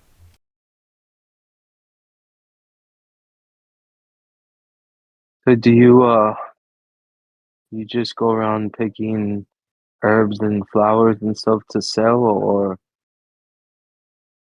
is there anything else that you have?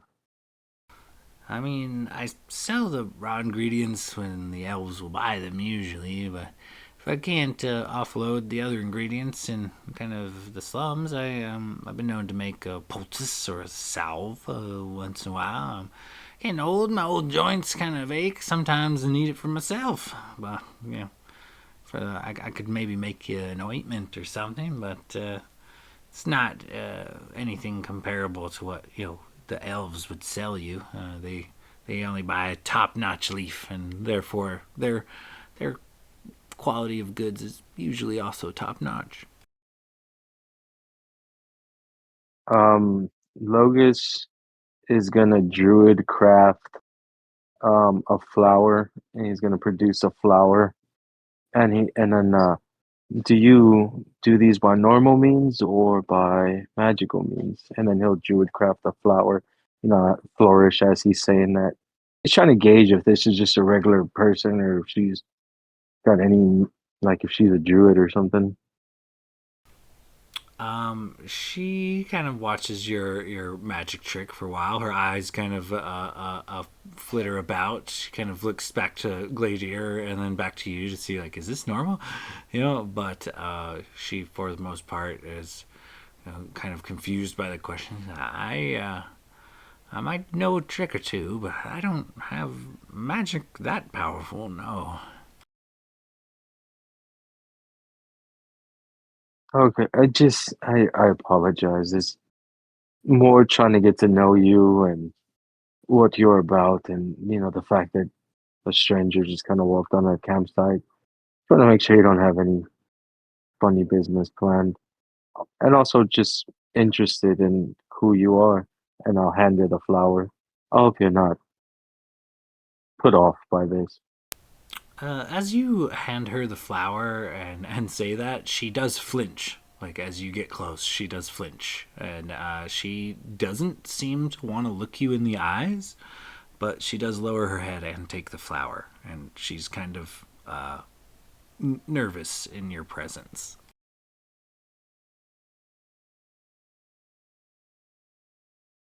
I take it you've had some bad run-ins with other elves. Yeah, sorry. Old habits die hard. I'm not used to elves really speaking to me like this. They don't talk to me as much as at me.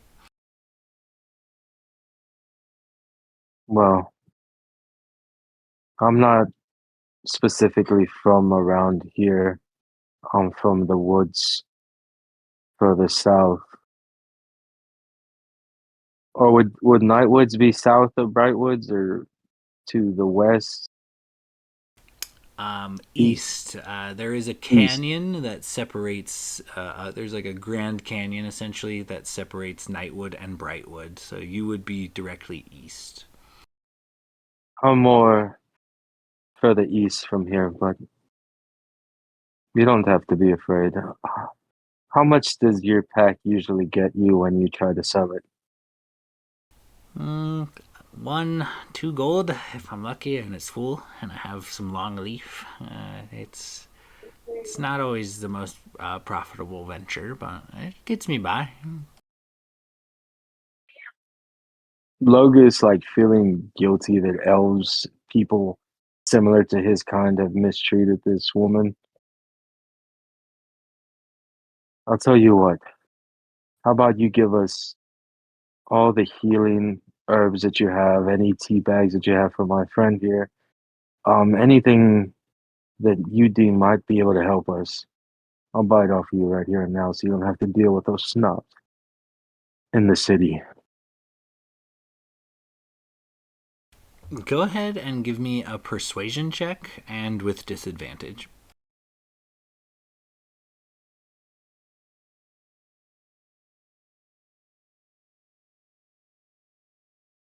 That's a 15 with disadvantage.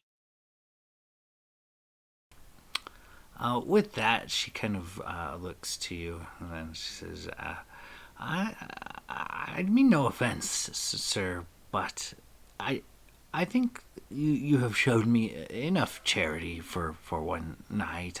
I will be gone by morning.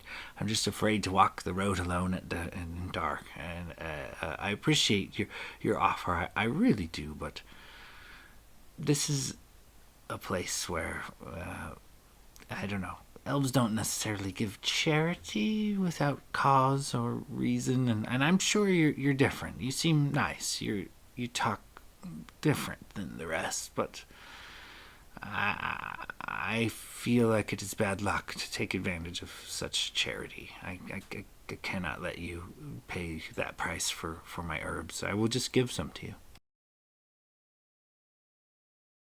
I don't see it as She taking takes out a advantage. small bundle of herbs and a couple of tea bags and a few like healing herbs, the things you would put in like a potion or maybe a salve.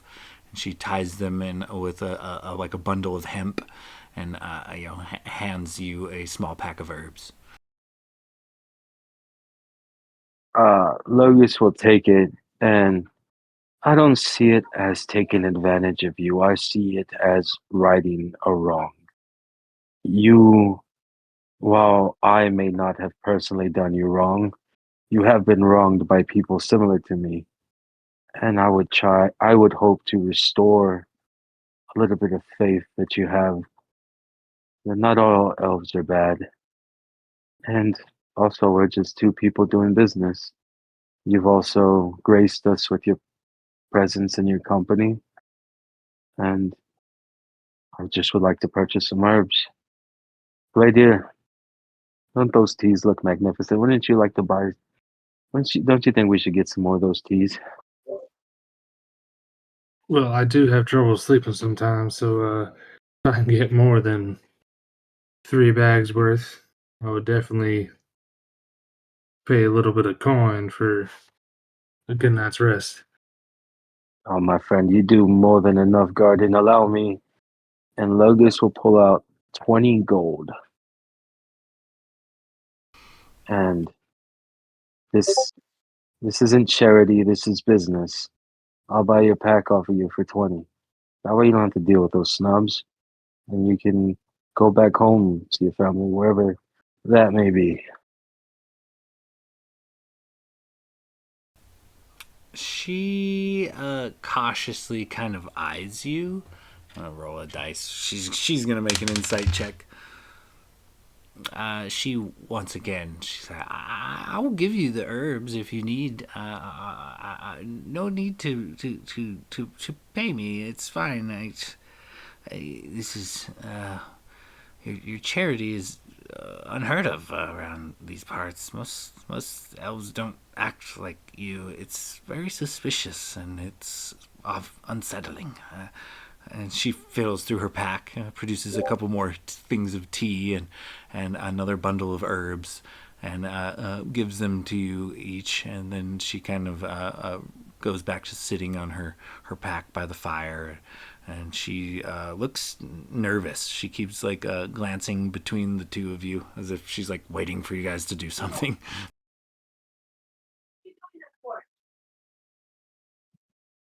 It's not wise for a woman of my age to carry that much coin on me to the slums anyway. It wouldn't be the first time I got rolled. If they saw me come back without a pack and a pocket full of coin, I might not make it home. You're right. I didn't even think about that. Well, then, maybe not 20. Here's 2. And I won't take no for an answer, so don't even bother arguing. And Logus will just kind of put it on the stump like in front of her, and oh, I can tell that my presence seems to make you a little uncomfortable. Gladia, I'm gonna do a walk around just to make sure. Keep our friend company. And he'll put the 2 gold down in front of her and get up and just wanting to not make her more uncomfortable, he'll kind of like take his leave and do a walk around and uh kind of go into the trees a little bit. Yeah, once you leave, her demeanor like physically relaxes. You see her kind of be a little less tense, Gladier, and she kind of gives like a sigh of relief. She stops looking so alert, and then kind of just goes back to like a glazy-eyed daze as she watches the fire.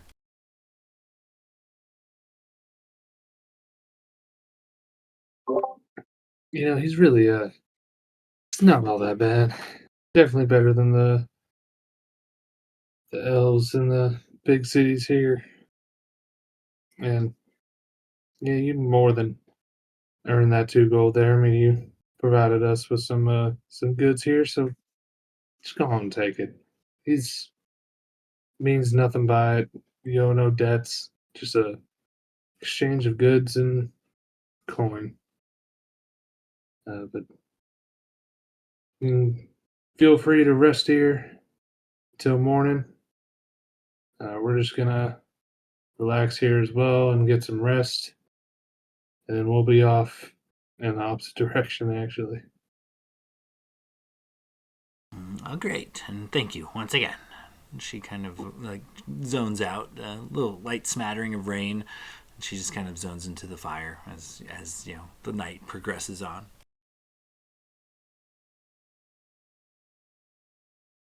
So, with that, the night does in fact progress on. You all get your long rest, and at first light, the little old lady that had shared your camp packs up frivolously and hits the road, heading back towards the city of Charlatan.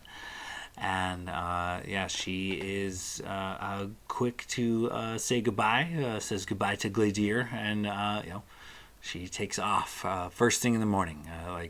And anybody that cared to watch, maybe if you guys set up a watch or something, you would have noticed she did not look like she slept. It looked very nervous, and she watched the fire all night long until dawn, and then packed her stuff and left. She for sure did not sleep. She was too frightened, perhaps, or maybe some other reason, but alas. Sun is up, birds are chirping, it is a bright, sunshiny day. How does the party proceed from here?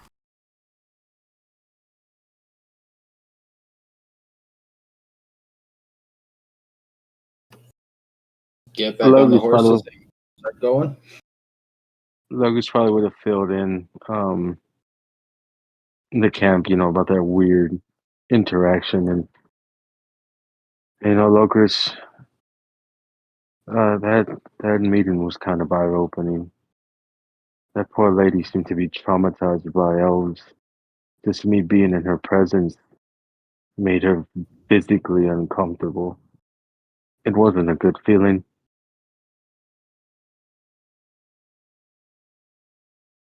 Yeah, unfortunately, that's the way it is for a lot around here.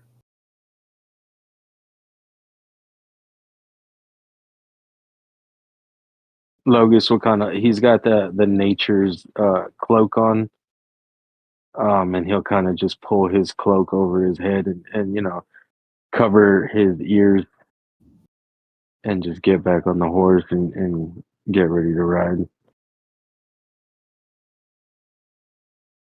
Feeling somewhat ashamed for being an elf.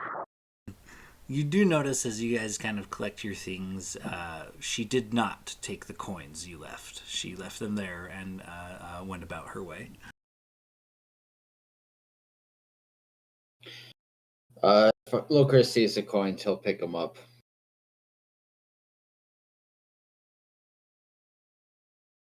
Logus will come out and see the coins are gone, and well, at least she took them after all.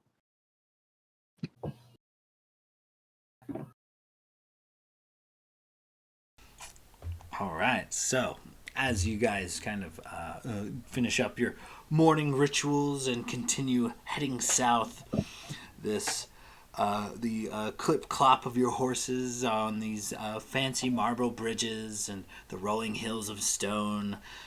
You guys continue through this kind of area, And another day's travel, mostly uneventful. You do have a few travelers heading towards the city. You guys pass, but they pay you no mind and kind of hurry about their business. At one point, it looks to be a group of elves. They very snootily kind of glide by you on their white horses, and they kind of seeing that you guys are in mixed company. They don't make eye contact. They almost keep their nose in the air as the white stallions trot by you lot. After another day's travel, getting to the point where you guys consider setting up camp, and you can see kind of at the angle you guys are at, as you guys are traveling through these rolling hills, you're kind of slowly heading downward as a slope. And off in the vast distance, as you guys are setting up camp on your second night, you do see what appears to be Brightwood Forest proper. And it is like a massive forest of what appears to be, redwood trees, giant, thick trees, just towering like skyscrapers in the sky. And it's as far as the eye can see, and even off in the distance beyond that, a couple of massive tree-covered mountains reach up into the sky and beyond into the clouds. You guys are roughly 10 or 12 hours or so from the border, where this kind of rolling rocky countryside with all the creeks and springs kind of meets the forest. But for the time being, you've had another day of travel, and a pretty uneventful travel at that. But as you guys are kind of bedding down for the night, once again, off in the vast distances on either side of the road, you can see what appears to be like a campsite or a fire glow. And as you guys kind of bed down for the eve, tell me how does watch look for you guys? Do you guys stagger the watch? Do maybe you guys all say fuck it and nap in the magic portable hole or something, or how does it work? Well, we've done the fuck it, sleep in the hut, and a beholder showed up, so I think we'll stagger watch. Okay, so how are you guys breaking down the watch?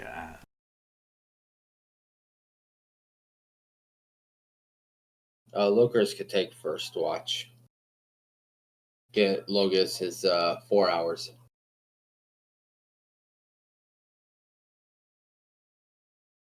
Guess I'll take last watch.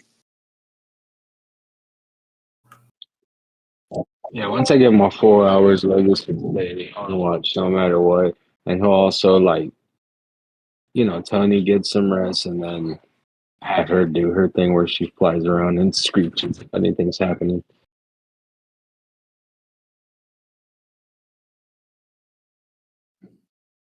And later we'll take out the last watch with Renwick.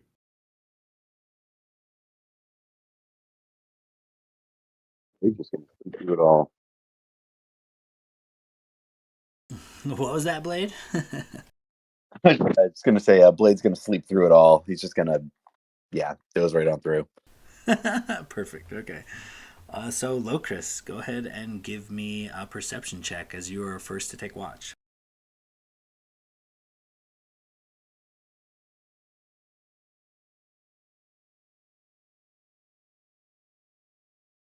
$17, boss.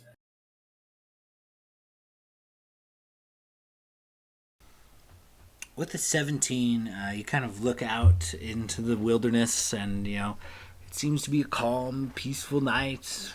The flickering of the fire gives off a few shadows here and there, but for the most part, you don't really hear or see anything out of the ordinary. Just kind of an average watch.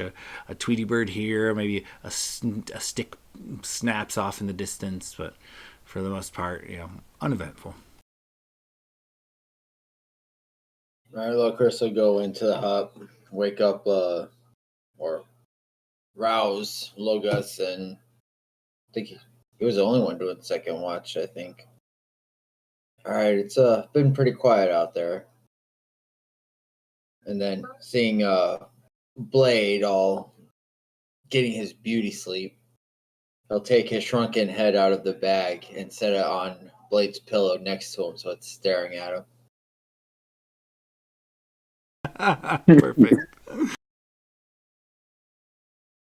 Yeah, Logan sort of got up, stretched to this thing and started to watch. Maybe left the hut and kind of do a perimeter again.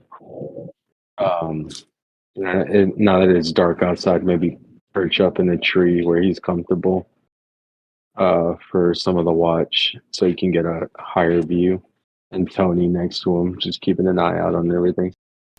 Okay, yeah. Give me a perception check as you're kind of keep an eye over the camp.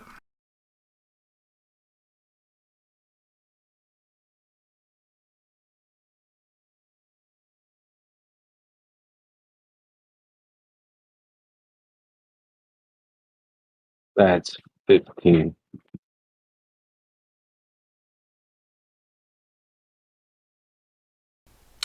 With a 15, you're kind of looking out over the camp, a bit of ways away, and pretty mellow, nothing out of the ordinary.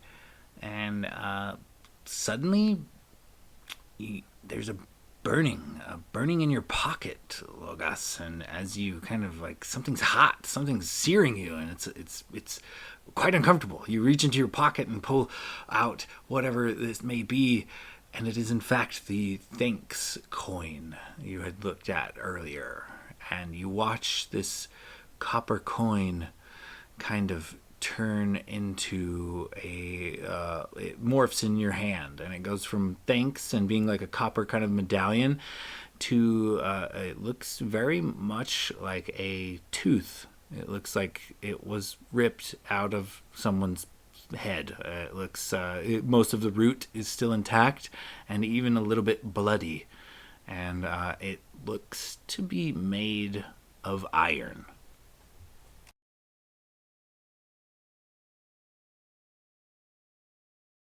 What the fuck? So the medallion just turned into an iron tooth. It turned into an iron tooth right in front of your very eyes. So Logus probably would have like just dumbfounded, just staring at this thing more. Probably would have been a little more paranoid now. Oh man, I gotta tell Gladiator about this. But he doesn't want to wake him yet. He'll probably put it back in his pocket and he maintain his watch until it's time to wake up Gladiator. Okay, and as you're kind of fiddling about with this situation, let me see here. Does a 16 hit you? No. From the darkness, it appears like a long, wet, sticky appendage just crashes into the tree and next to your head and rips a large chunk of bark out, and it flies off into the darkness.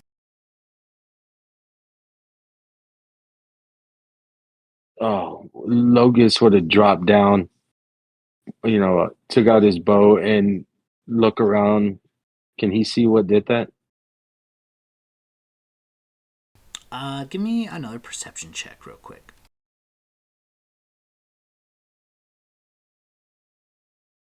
This one's a 25.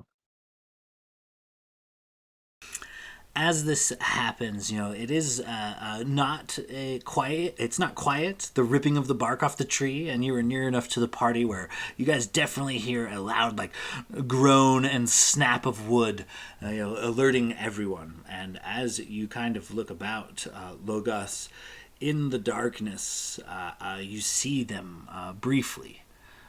5, maybe 6 individuals.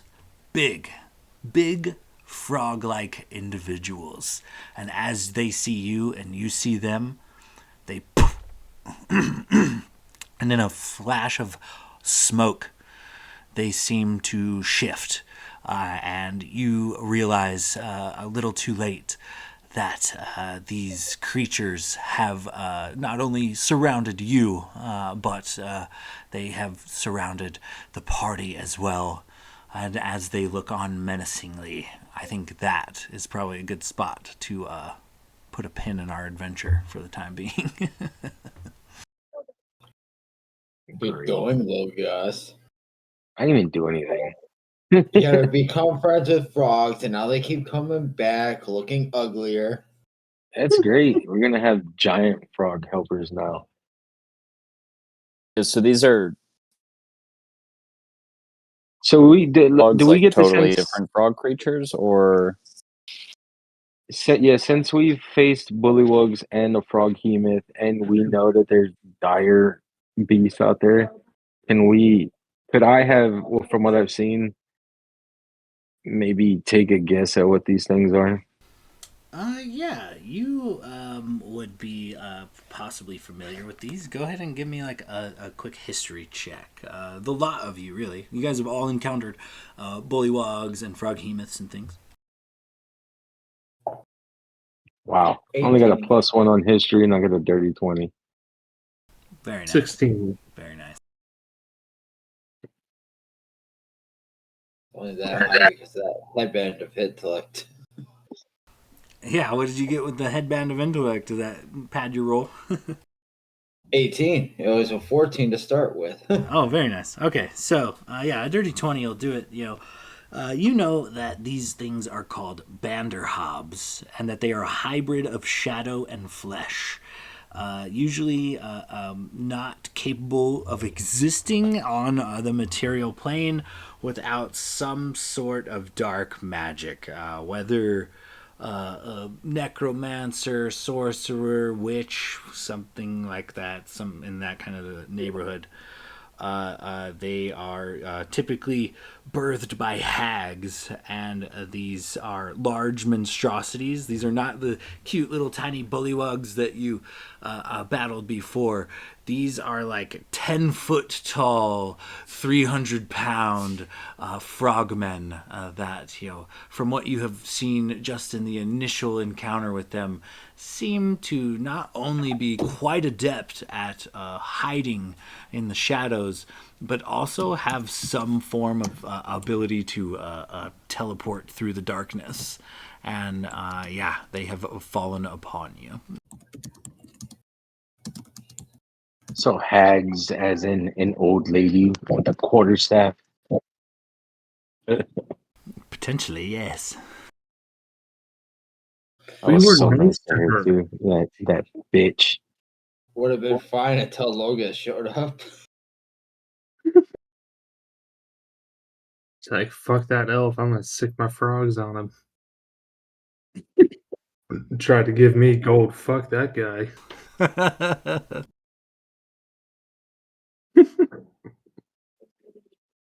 Oh, Logan man. just has all the luck.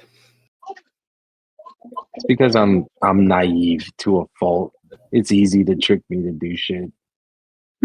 it's fair? You're just playing your character, you know. No, I'm just being me. Like Me. Hey, man, curiosity. it's led us down some pretty interesting paths. son of a bitch. Well, if I ever see Snassus again, she's going to get an earful. We If don't it- even know if it's her. It's probably her. Probably. What reason would she have to do this? We were nice. Yeah, but you're an elf, and you know you're getting the feeling that I was getting when I was a gold dragonborn running through my arc. To be fair, that they fear me, and most people like me because I'm an elf around here. You were just not liked because in general. Thanks. I don't know, man. I could definitely see it being a hag. I like with I guess stepping outside of the game, I've ran hags for that one shot a while back, and they are pretty deceptive and can disguise themselves. So I wouldn't be surprised. I mean, not only that, she gave me a medallion that turned into a tooth right before we were attacked. Yeah, she gave me sleepy time tea. I probably shouldn't drink that, right? Yeah, we should probably burn everything that she gave us, to be fair. Probably. Yeah, that coin was probably like what is it, minor illusion, where you can take something and you can just completely alter what it looks like for about an hour. Or something What was like that. a whole day pass? I mean, I don't know. Could be something so she could track where I was, or maybe just a omen of what was to come. Maybe she's been following us this whole time. The Or maybe fantasy she really was birthday. just an old woman and Sean is setting us up to accidentally murder her in the future and then find out it really was a different hag. Well, if you don't want to be treated like a hag, don't look like a hag. Hold on, I gotta write all this down, you guys. No.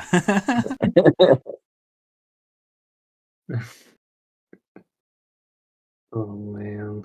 All right, I'm not taking point on anything anymore, so I don't lead us down these paths. But these paths are fun. I'm mostly just glad that you sons of bitches spent a pile of coin at that shop so that I could liberate you from several thousand gold. Because, yeah, you guys are hella rich. Dude, I was happy to do it because I don't like carrying around that much gold. I'm scared I'm going to lose it or become a target. I figured you were going for the, you know what? I don't want to do shopping. So, you know what? It's 9,000. Absolutely everything. Just take it or leave it. Yeah. No haggling. No charisma, persuasion checks. This is it. Fuck, the bard couldn't even get in. I Like, all for right, sure I thought Renwick said that he put another 100 down to pay for you. So I was expecting both of y'all came up. He just left your ass out of the bed. Oh no, dude! I paid my 1,000 and I put an extra platinum down for the guard just to have my pretty woman moment where it was like, yeah, you should not underestimate me.